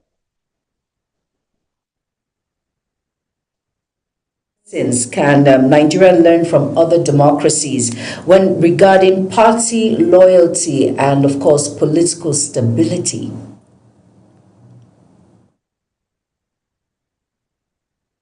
Pardon, I didn't get that question, sorry. What lessons can Nigeria learn from other democracies regarding party loyalty and political stability? Well, the issue is we unfortunately, we are not a people who are serious about learning lessons. We had political parties in Nigeria before now, during the NCNC, Action Congress, NPC, where the party leaders are, so to say, even were respected by the leaders that will come under the party. You know, during the NPN era, President Shehu Shagari would go to the NPN secretariat in Lagos for a meeting. During NRC, here, during the time of around 1992, 93, when I'll give an example with what I have seen and what I have experience. The governor of Adamawa State then, Saleh Michika, was attending a meeting of the NRC at the behest of the chairman of the party in the state, Faruk Jauro, Alaji Faruk Jauro of blessed memory, both of them are of blessed memory. He will go to the state secretariat along Numa Road for a meeting. And as a sitting governor, there was seldom a meeting that will be held at the government house, you know. So for the governor to be summoned to a meeting to the state secretariat of the party, that speaks volume of what party discipline and loyalty is all about. Now you find out that party meetings are summoned at the behest of the governors or the president and or local government chairman and the rest of them. The party executives are handpicked, and most of them are people of anything goes or anything a penny. So these are some of the challenges that we have. We have to bring on board people of character. We have to bring on board people with the know-how. We have to bring on board people that have independent minds, people who believe that the party is supreme and Nigeria is the ultimate. What is good for Nigeria is the ultimate. We have to ensure that we have a party that demands accountability from leaders that emerges from the party. So long as we have hangers on, so long as we have people that are rudderless as leaders of the party who believe they are being favored or by giving them party responsibilities or offices, you don't expect these people to even command respect that will ensure party discipline and loyalty, because their loyalty is not even to the party in the first place.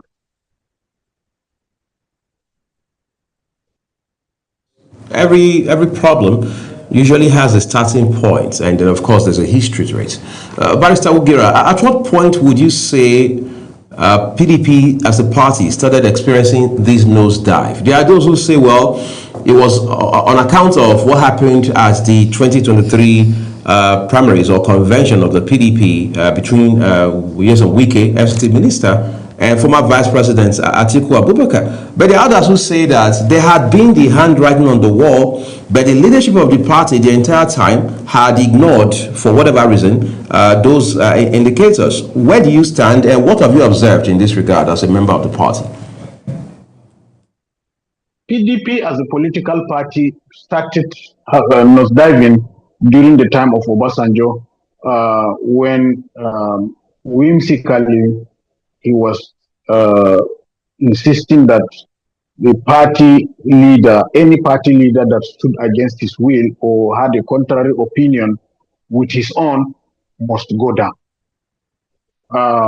We have seen how Solomon Lab left the party, how Audu Ogbe left the party, and successively under the successive administrations.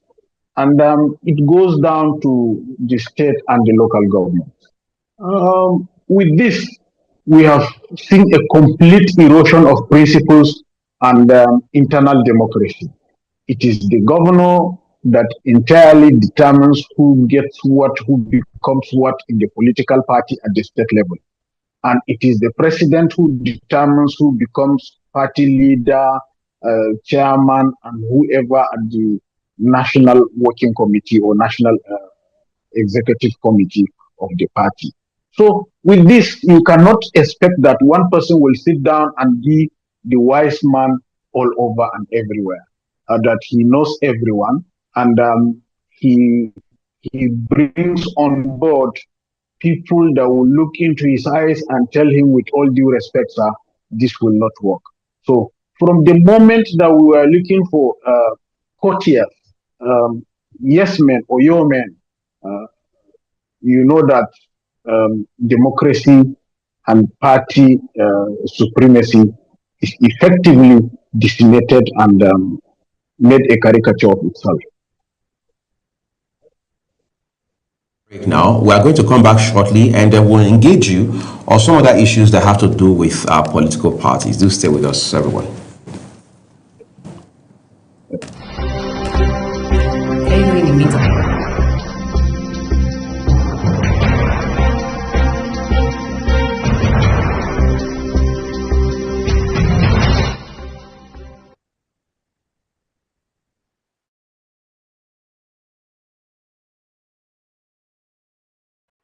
Hello and welcome to Thursday's weather forecast. It will be bright and sunny across the northern region with temperatures continue to rise into the 40s. Nighttime temperatures are also expected to stay warm.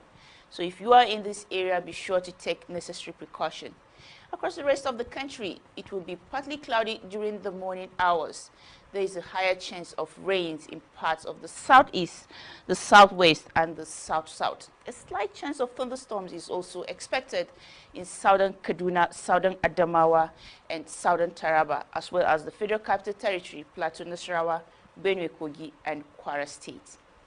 And that's the forecast. Stay weather aware. I am Akami Sawarda.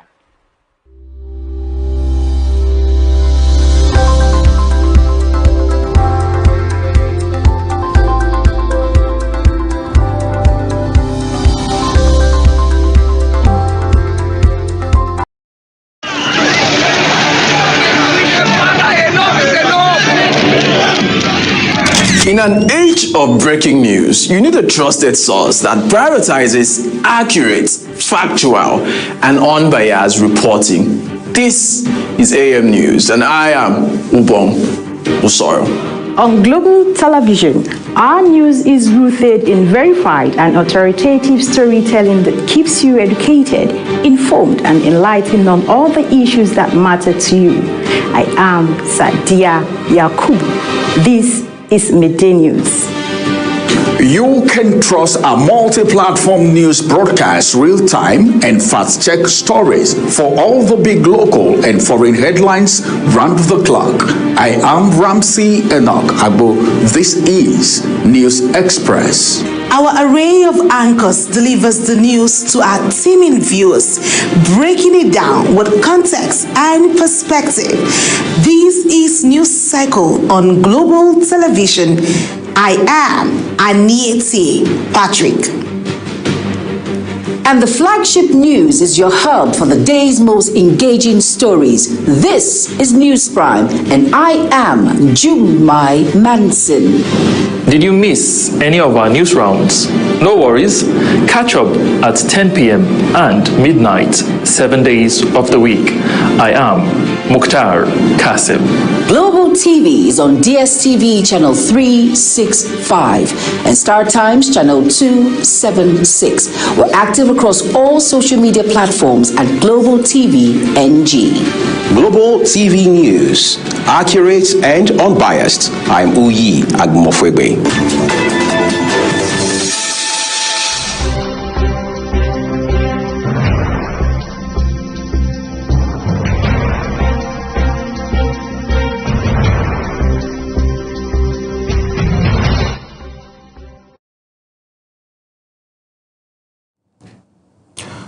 Thank you for staying with us, everyone. Let's cycle back to our guest, Barrister Sunday Wogira. Now, thank you so very much for staying with us. So I'd like to ask you this follow-up question. PDP today is said to have become Wike Party, even though we know there are two factions essentially. And in passing a while ago, you mentioned that there are rumors that, Seyi Makinde may be or might be moving to the ADC. There are also rumors that Bala Mohammed could be moving as early as this week, for example. Again, all of those are in the realm of speculation, right? But let's talk about how that it appears the party, the PDP, is in one man's hand right now. I've spoken to some very high-ranking members of the party, and I've asked them, do you think the PDP should merge with another political party, whether it's the Accord or ADC or what have you? They say no, that the PDP has too much of structure to be needing a merger. What's your sentiment?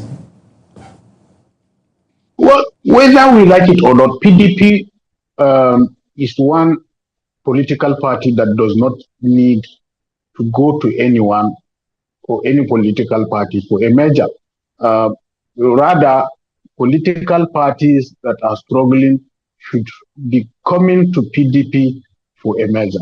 But you see, before you command that respect where others will come, you must exhibit high degree of leadership and responsibility, which is for now missing in the PDP. Itself, it has allowed individuals to become so strong in the party to the extent that the party, PDP as a political party now, whether you like it or not, is effectively under the thumb of Nyesom Wike, His Excellency, the Minister of the FCT. And no political party can survive and represent the wishes and expressions of the people in the party under the control of one individual. No man is pious enough. No man is wise enough. No man is so strong enough as an individual to control a political party. In fact, political power must never be entrusted into the hands of one individual, for the fact that power corrupts and absolute power corrupts absolutely. And that is what PDP is experiencing today.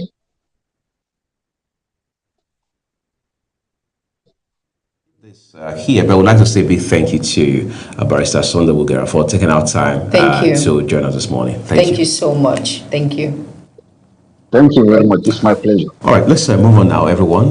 We're taking a break. When we return, it will be time to take a look at issues around insecurity with a focus on Maiduguri and Borno State. Stay with us, everyone.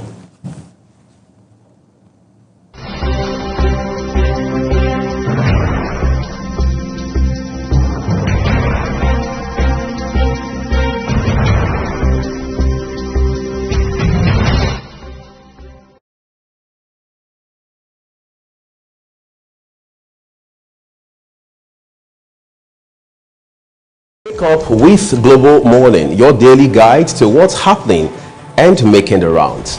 We delve into headlines, newspaper reviews, spot-on analysis, policies, current events, real talk, real issues that affect us all.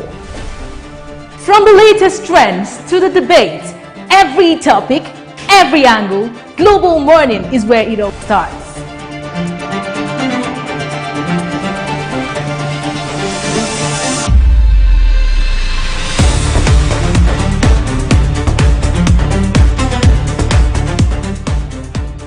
Global Morning, For the latest issues, always on point.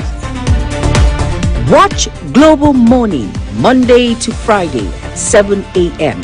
Saturday and Sunday at 8 a.m. on Global Television.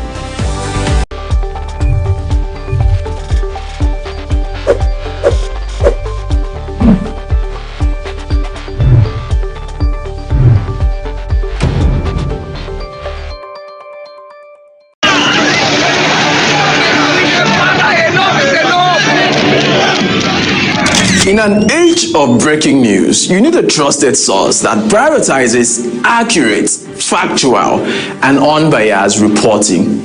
This is AM News, and I am Ubong Usoro. On Global Television, our news is rooted in verified and authoritative storytelling that keeps you educated, informed, and enlightened on all the issues that matter to you. I am Sadia Yakubu. This is Midday News. You can trust a multi-platform news broadcast real-time and fast-check stories for all the big local and foreign headlines round the clock. I am Ramsey Enoch Agbo. This is News Express. Our array of anchors delivers the news to our teeming viewers, breaking it down with context and perspective. This is News Cycle on Global Television. I am Anieti Patrick. And the flagship news is your hub for the day's most engaging stories. This is News Prime, and I am Jumai Manson. Did you miss any of our news rounds? No worries. Catch up at 10 p.m. and midnight, 7 days of the week. I am Mukhtar Kasim.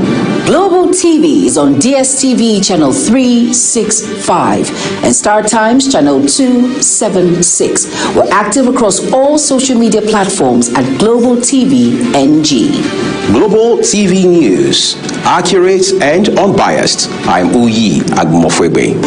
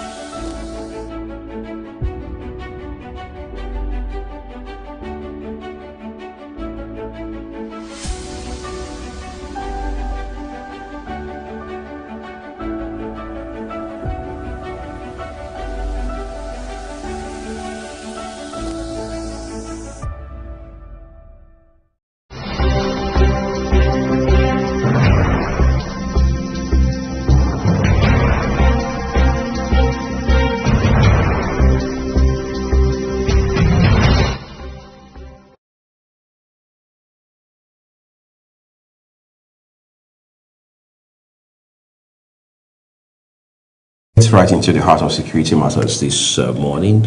We're joined via Zoom by Dr. Ahmed Yahuza to help us find sense in exactly what is happening in the Northeast, particularly Maiduguri at this point in time, given the strikes that we've seen and efforts by the military. And for the record, Dr. Yahuza is a security and intelligence expert. Thank you so very much for joining us on the program this morning. Good morning, viewers. Thank you for having me. Attacks in Borno again have renewed calls for government to do more. Not really is new about these calls, but then what exactly makes this different? Because whether you like it or not, you're looking at casualty numbers. You're looking at, well, the terrorists that have also been neutralized by the military at this point in time. Share your thoughts with us regarding these developments. Well, first of all, I want to encourage the Nigerian troops and the Nigerian security agencies that let's not these challenges deter them from the effort they are making. However, you know, sometimes we say that we take over some of the areas where have been taken over by this ISWAP, Boko Haram, and the rest of criminals here and there. But the issue is the fact that Nigeria as a state or Nigeria as a country, the government and the security system is that we are always concentrating on repelling attack. So sometimes I see our personnel being relaxed. Sometimes I look at it that it's a sabotage. Sometimes I see it as a negligence. Sometimes I see the poor commitment from the government in terms of inability to hold people accountable for the responsibility assigned. Sometimes I look at the incessant corruption within the cycle of the security. And then sometimes I look at the politicization of the security. Because as far as I'm concerned, government have not really been taking this matter serious. How can you have, at a time when bombs are being detonated, when people are being killed, for a president of a country to travel out of the country. What type of leaders do we have? What type of leaders do we have? When will our leaders be responsible to themselves? When will they be responsible to the current situation bedeviling the nation? What do we have in the UK that we cannot extend? Are we really being serious? I really condemned President Bola Ahmed Tinubu's travel to UK amid this situation. Is it a message that we, the people of northern Nigeria, are not important to him? It is revealing that the promise he made to deliver the security, he doesn't have concern anymore about us. Does that mean that he doesn't have feeling as a human? Why should this happen? At a time when people are being killed, the president is somewhere away, the vice president is somewhere away, and many of the ministers are somewhere away. Is it political concern that we need only to send a statement? Does the statement make any sense? Yes, of course. Like I said earlier, our troops are really doing their best. I have been to these places, especially in the areas of the most terrible areas of Borno recently. In the last couple of 5-6 weeks back, I was in Banki, I was in Bama, I was in Kwanduga, I was in Michika, I was in Maya, I was in Madagali, I was in Ngala, I was in many parts of Borno State and many parts of Yobe State and many parts of other northeastern part of the country where all these challenges are. I was there practically, and I have seen the efforts, the commitment, the determination of our troops. But how serious will the troops be encouraged at a time when this situation will happen and the president flown out of the country? I'm really saddened. And I condemn in totality the travel of Mr. President. Nigeria is our country, and we cannot keep quiet. It's our country. He is our leader. We must remind him that you have made a commitment that you are going to provide security for life and property as part of your campaign activities. So we condemn in totality the response from the government. Statements on the service chiefs, that's all the service chiefs redeployed to Maiduguri. Don't you think it's a step in trying to curb this menace of insecurity in Nigeria, despite the fact that he's in the United Kingdom? Let me cut you there, please. We don't need the service chief to be relocated. That is a wrong decision. It has happened during President Musa Yar'Adua. It has happened during Goodluck Ebele Jonathan. It has happened many times during Buhari administration. Even during his administration, there was a time the minister and the chief of defense staff relocated to Sokoto. What impact does it make? So it doesn't have any addition. It doesn't have any addition if the service chiefs are relocated. Let you relocate all the troops to Borno. If you cannot handle accountability issue, if you cannot handle corruption, if you cannot fix the judicial imbalances, the judicial mess, if you cannot attend to the issues of complicity, if you cannot address the negligence, if you cannot address the compromise, if you cannot address the complicity, if you cannot address the issues of mismanagement of resources in the name of security, you will never get results. It is not all about why can't the service chiefs and the ministers whosoever stay in their offices and give command, like he gave the press statement from the UK. It doesn't make sense. It's condemnable act, and we condemn it. Nigeria is our country. President Bola Ahmed Tinubu, you are our leader. You are not just an ordinary person. You are our leader. And we want to see those concerns from you. And we need practice, not a story, not public statements, not media statements, not press briefings. We need your presence. You need to console. You need to be considerate.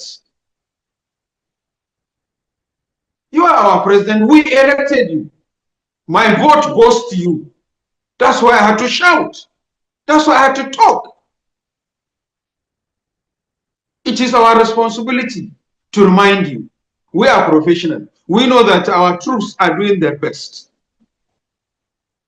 And we know there are a lot of informers and a lot of hypocrisy in the process. So there is need for all hands to be on deck. Yes, of course, how can Nigerians be encouraged when you have a president that doesn't have concern? When you have a vice president that doesn't have concern?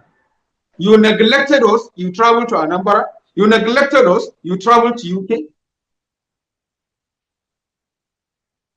Does it make any sense? Incidentally, we have just a few more minutes to go because we understand that you have another engagement. But in 2 minutes, help us understand how to bring closure to all of this. We have condemned the acts. We have said it's despicable, it's unacceptable. How do we now cut this problem from the very root? Because as it stands right now, we're still dealing with symptoms as against addressing the cause. Well, the problem is, one, we must go back to drawing board to have sincerity in purpose. We must have a transparency in managing Nigeria's security. We must find a way of addressing corruption within the cycle of the security agencies and unnecessary competitiveness. We must combat the strategy of using kinetic to use a non-kinetic suicidal operations and use of cordoning proceedings. And we must reach out to where these guys are because we know where they are. It's not that they are in any hidden place. They are part of us. They are not coming from the sky. And we must be ready to fix our judiciary so that there will be justice. And we must also address the issue of social imbalances. We must take the matter of security serious, not to handle it politically. Because as far as I'm concerned, Nigerian government under President Bola Ahmed Tinubu is managing the security challenges in Nigeria politically. We are tired of the body language. We need action. And there must be improvement in welfare of the personnel. Yes, of course, the increase of salary of the troops is important, but that is not the main important. We need to provide them with the real armament for them to work. I said I was in the field recently, in most of those places, where between 10 kilometers to 20 kilometers, you will see only 2 soldiers with 2 AK-47 and 4 magazines. So if there is any challenge, how do you expect them to work? There are no enough communication gadgets. There are no enough equipment. We need to modernize our operating system. We must invest in technology. Above all, there must be accountability mechanism. Because we are not holding anybody accountable. If at all we are holding those who are being assigned the responsibility accountable, and we are not politicizing it, and we are addressing the corruption squarely, and we attend to issues of unnecessary competitiveness among the sister agencies, we could have made the insecurity challenges in Nigeria at least successful by 55% or 60% or 70%. I'm not dreaming President Bola Ahmed Tinubu to achieve and address security challenges 100%. It has never happened anywhere in the world. But at least, if at all, there are enough surveillance and modern equipment from far in many places where these bombs are being detonated, it could have been detected long before the arrival of the detonators to the gates of the University Teaching Hospital and to the market. The huge amount in trillions of US dollars, pounds, sterling, and naira that we have been spending in the name of security cannot be accounted for. So when you have a government that cannot account for itself and cannot account for its responsibility and cannot account for the people it assigned responsibilities, and people are being killed, and still the same leaders who are leading the government are traveling away to Anambra, traveling away to the UK.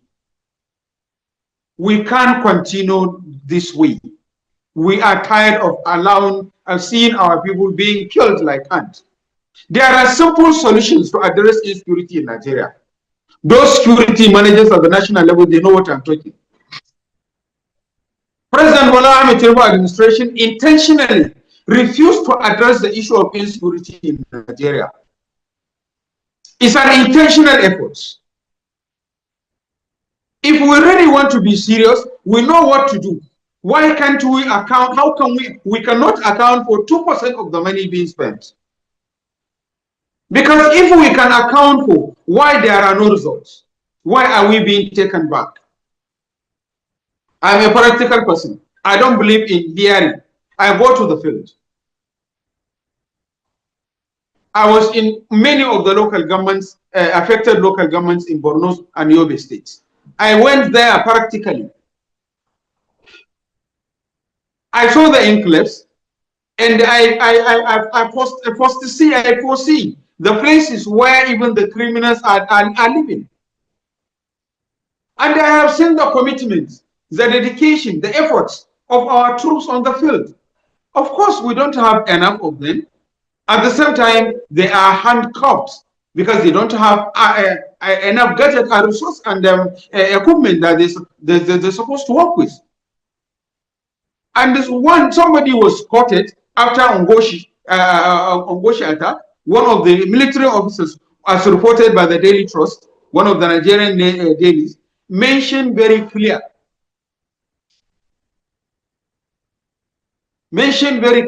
that we are being refused the right gadget and equipment and logistics to work. There is determination.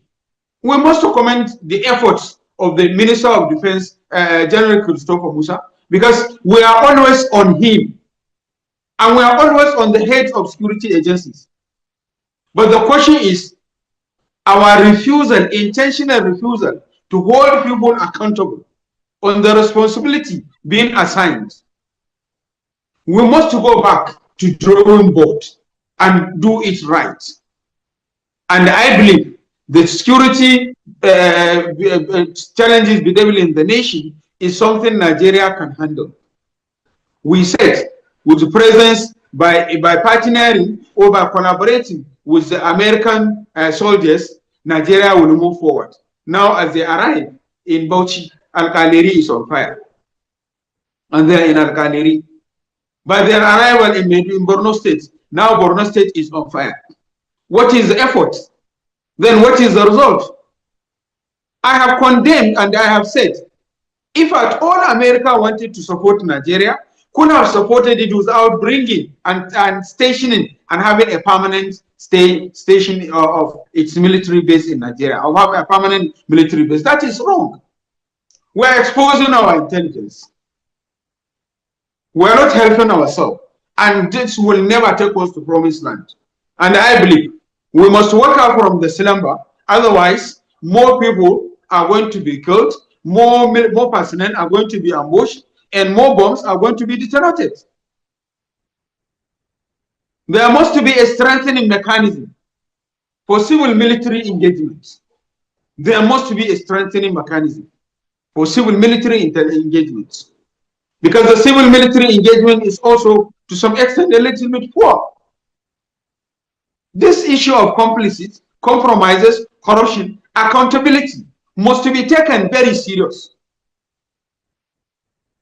I am encouraging President Bola Ahmed Tinubu that it's not that you cannot deliver. We believe you can still deliver. We believe you can still do it. We believe it's something that is doable. But you are not on the right track. You are drilling. You have drilled. Your government is not really on the right track of doing what is expected in order to deliver the security, in order to address the security challenges in Nigeria. We must tell you, Nigeria is our country, and we are from northern region, and we have no place to go. We are not going anywhere, and we will not keep quiet.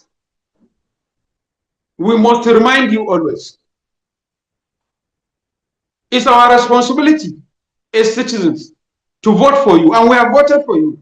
It's your responsibility as a president to provide security for lives and property. We commend the effort you have made so far, But I want to tell you that the relocation of the service chiefs will never add anything. Will never add anything. As far as the political will is not there. As far as you are not ready to hold people. So I'm afraid it's the much time we allow us to talk to you on this issue today. Besides, we understand that your second engagement it's on the way now. But I would like to say a big thank you to you for sharing your thoughts with us here on the program today. We appreciate that. Well, we're taking a break, everyone. We still have much to talk about on the program here this morning. But all of that after this short break. Please do stay with us.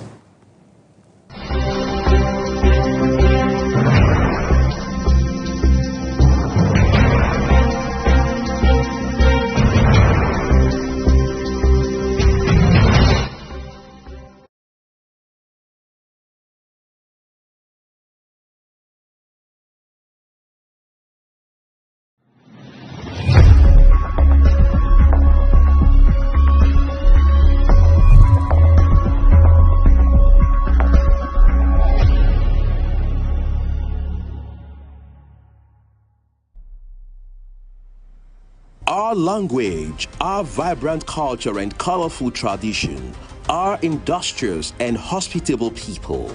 This is Nigeria, a nation that prides itself in abundant human and natural resources. From east to west, north to south, we sparkle, we shine, we have a common bond. Fellow Nigerians, let's do away with ethnic, religious and regional sentiments that divide us as a people. God has blessed us and empowered us to find strength in diversity. Let's make our faith and way of worship our source of unity as we build our nation that stays united. Nigeria, together today, together always. This is a public announcement brought to you by Global Television.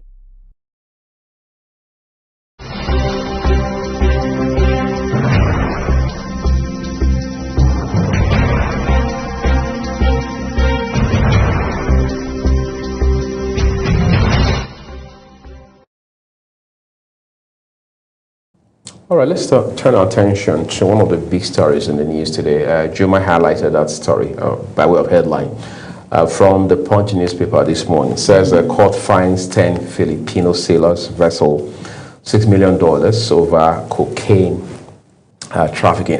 You know, Juma, every time I see a story like this, the very first thing that crosses my mind is, if we have been able to uncover this, who knows how many more had gone undetected. Exactly. That's the part that strikes terror in my heart, really. It does, and it's just unfortunate that, like we said, these are foreigners, individuals who are not Nigerians, who bring in these deadly narcotics to our dear country, Nigeria. And like, you know, I was telling you there in grades, heroin is bigger than cocaine. Cocaine is bigger than marijuana. And marijuana is bigger than the cigarettes and all of that. And these are all crazy substances. These are all crazy substances. And of course, cocaine, the white substance that we know, it's either you sniff or the individuals inject, is deadly. It's deadly. And like I said before, it has destroyed lives. It has destroyed intellectual properties. It has destroyed homes, families, young, the old. It doesn't have any respect for when it comes to that age bracket from the teenage upwards or so. It's just unfortunate that these individuals who are not Nigerians will have the effrontery to bring in this particular substance to Nigeria, knowing that we are trying to curb this menace. And like that is why I said the chairman, NDLEA, General Buba Marwa, retired, is doing an amazing job in trying to nip this particular issue in the bud. It is a cause for concern because it affects our youth, and that is why we see a lot of terrorism, because it's not with clear eyes that you can actually kill defenseless individuals. You have to be on a high, you have to be on something, you have to be on drugs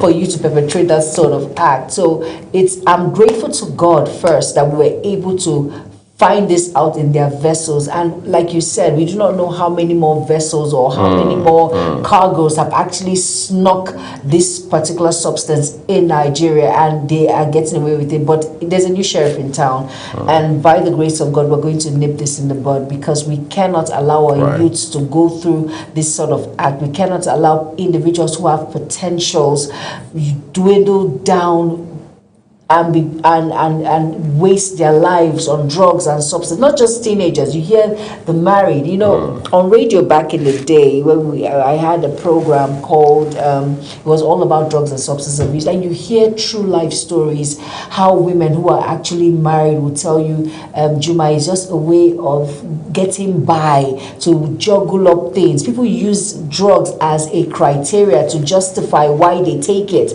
But you know, you can do much more better with yourself. And like the psychologist Isami, so rest in peace, will always say it's all in the mind. It's all in the mind, and it's just unfortunate that this is a menace in Nigeria. It's in our country, and by the grace of God, it will be nipped in the bud. We do pray it is nipped in the bud, but you know, the economic element in it is what drives most people. Yes. And the market is big. If you cycle back to with cartels, right across the globe, I mean, practically on the soil of different nations across the world. Yes. You take a mind back to 2016 when, well, as then was, candidate Trump was campaigning towards his first term. And he would always talk about drugs. Of course, Mexico was readily on his lips. But of course, beyond Mexico, what I took away from it was that Colombia also. Yes, you know, all of those countries around the South America belt, right? So he would always talk about drugs, how that you bring drugs into the U.S., you compromise and undermine border security measures and what have you. Now, one element that stood out for me at that time, and it still does till today, is the fact that countries have known across the world, from America to Asia to Europe, even to Africa, of course, Middle East as well, that look, at best, this thing distress people in the final analysis. Yes, it does. Therefore, what any responsible government must do and continue to do is to ensure that it continually puts measures in place. True. In the case of Trump, he said, look, we won't take it from you. As a matter of fact, we are going to erect a fence. Of course, that fence became a controversial discussion because there was one, the issue of feasibility. How feasible will it be for you to build a fence? And what will it cost? And then the question of who will pay for it. The president answered real quick and he said, Mexico will pay for it, even though the president of Mexico at the time came out and said, look, I'm paying for nothing. But that said, the point was, I know if I become the president, part of my responsibility is to ensure that the lives of Americans don't get destroyed. And that's what we're also seeing happen in Nigeria now with, under the leadership of Abubu Mawa, General Retired. Now, a gentleman from the NDLEA, a director, was here, and one of the things he did say was that, look, we're not just only trying to deal with the local factors driving it, we're also trying to cut supplies from the international standpoint. Very true. All of those that come from, whether from continental America, from anywhere in the world, we're also trying to do that. And we try to see how we can collaborate with governments, with authorities from across the world, to ensure that we have this synergy in such a way that we're not fighting all alone. We're not doing this all by ourselves. One of the things I took out from that conversation was that, Juma, this fight is big. It is. Yeah, it is bigger than we realize. Yes. And that's what I see on Drug Day, World Drug Day, which is a UN day, by the way. I see NDLEA, I see NGOs going to schools to talk to young people, going to talk to youth corpers. I know that this is something we need to get right from the very bottom. Yes. Because as it stands today, for instance, never in my life have I seen this scale of drug addiction. Never in my life have I seen how that almost every other day, stories about drug peddlers, drug barons who have been arrested. And then what will also really make your head spin is the modus operandi, the way these drugs are concealed. Places where the NDLEA discovers drugs. Fruits, chocolates like the Indian woman. You'll be shocked. Sometimes in baby items. In baby items, yes. And then that is why society has a big role to play when it comes to this. The home front has a bigger role to play in this. I interviewed a 40-year-old man back in the day on radio, and he said something. He said, Juma, do you know how he started drugs? That his uncle would always tell him, go get me cigarette. Go get me cigarette. go get me cigarette. He was always going to buy the cigarette for his uncle. And his uncle calls him one day and says, come. He took a drag and said, well, just take a drag. His life changed. A 12-year-old boy. That was how his life changed. From cigarettes, he graduated to marijuana, and that was it. So he always says, please, for as much as, yes, this is a menace in our country, but it starts from you and I, that small family circle. Right. Because in a family, it doesn't matter how religious you are, how traditional you are, there is always one person that is into substance. When I mean into substance, like not really into heroin, but someone that would take, like, from where you're from, the tobacco. You mean where we're both from? I'm half of that. So let's talk about your half. You know, most people, they see it as, they call it the name. They call the it local one. The local one. The Itaba. I was going to say the Itaba. So that alone is something. That substance on its own. It has its own spike. It has its own spike. For as little as our cola nuts that are, you see, all of these things that we see, that we take for granted and all of that, they all have nicotine and all of these things. So we really have to start the orientation from the home front, so it doesn't graduate, because this particular menace destroys lives, and it just takes God and grace. And really, for foreigners who come into Nigeria, like, you know, I always say I'm very angry at that Indian woman. Of all things, you had to conceal drugs and chocolate wine. So you see, these places, and like you said, the network is large, it is big, because we have cartels, and these cartels are not playing. These men are armed, men and women. Yes, they are armed, they are dangerous individuals. But like I said, we've started, it's a fight, and it takes you and I, and by God's grace we'll get by when it comes to the issue of drugs and substance abuse, basically. But it really starts with you and I, and how to engage our youth is very important, because some find it as the fastest means of making money. Some would rather ingest a lot and travel out of the shores of Nigeria, and one is not properly removed, it can cause there'll be an implosion. Exactly. So we have a lot to play in creating an awareness.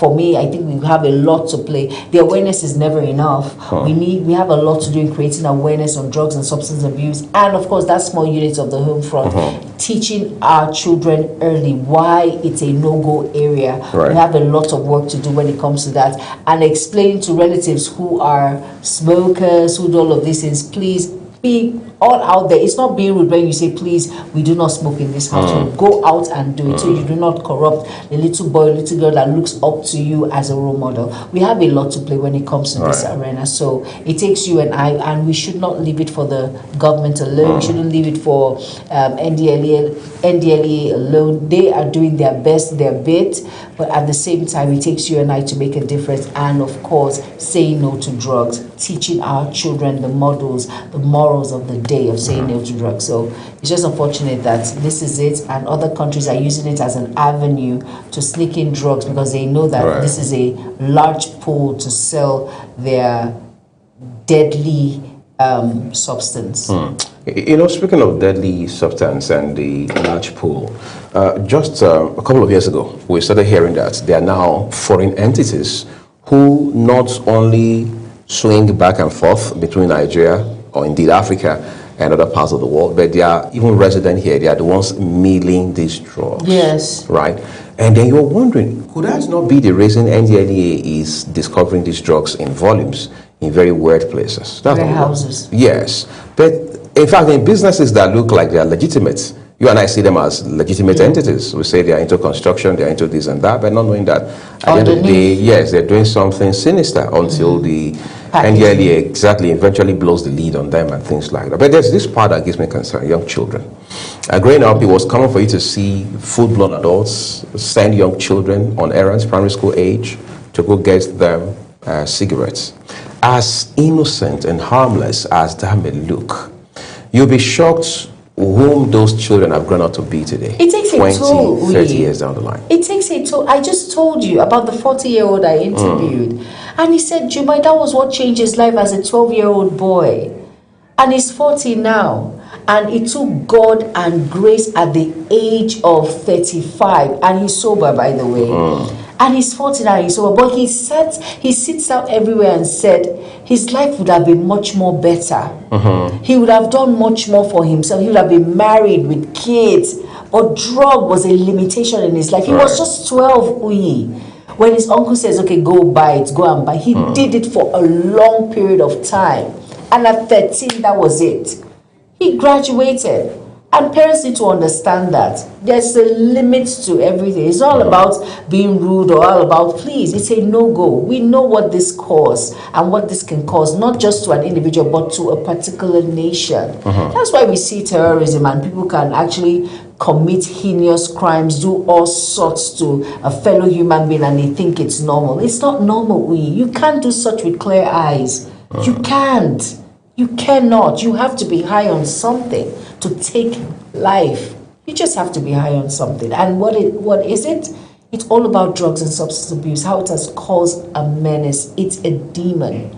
And it's unfortunate that, like I said, there are cartels, and these are the fastest way in which they make money. Even they actually push girls. It's not gender based. It's not on one particular gender. Both men and women are into it, and both men and women are carriers. Both men and women are cartel. They are in these cartels, and they know it has caused a lot of issues. You know, it's amazing how that we're having this conversation now, as sobering as it is. It is. We still find parents, especially fathers, who smoke right in their houses, in their homes, in the presence of their children. Yeah. And I don't know what such fathers are thinking, whether they probably feel somehow they'll be able to insulate those children from picking up that habit as they grow older. That doesn't look realistic. It doesn't, but at the same time, that's a very big mistake. Okay, you can get away with it when the child is little, but although it's still detrimental to the child's health because the child inhales all of that tobacco and all of that. You can get away with when but picking up that habit is the ultimate impact. Exactly, and that is why there's always an age bracket. You know, a child is very, kids, they pick up fast once they very apt. Apt action is not all about, is what you do. They copy what we do as adults, as parents, as guardians. They copy, they learn fast. And then when you see someone you look up to, a father or mother who picks up a cigarette and smoke and all of that, and we're not trying to discriminate those that smoke, please. By God's grace, you will be sober when it touches your heart and all of that. But at the same time, there are some things you do not do in front of children. It is a lifelong trauma. It stays with them. So please, let's do right. Let's do the needful and the right thing. It's very important. Needful and the right thing. Those are the two basic things highlighted here.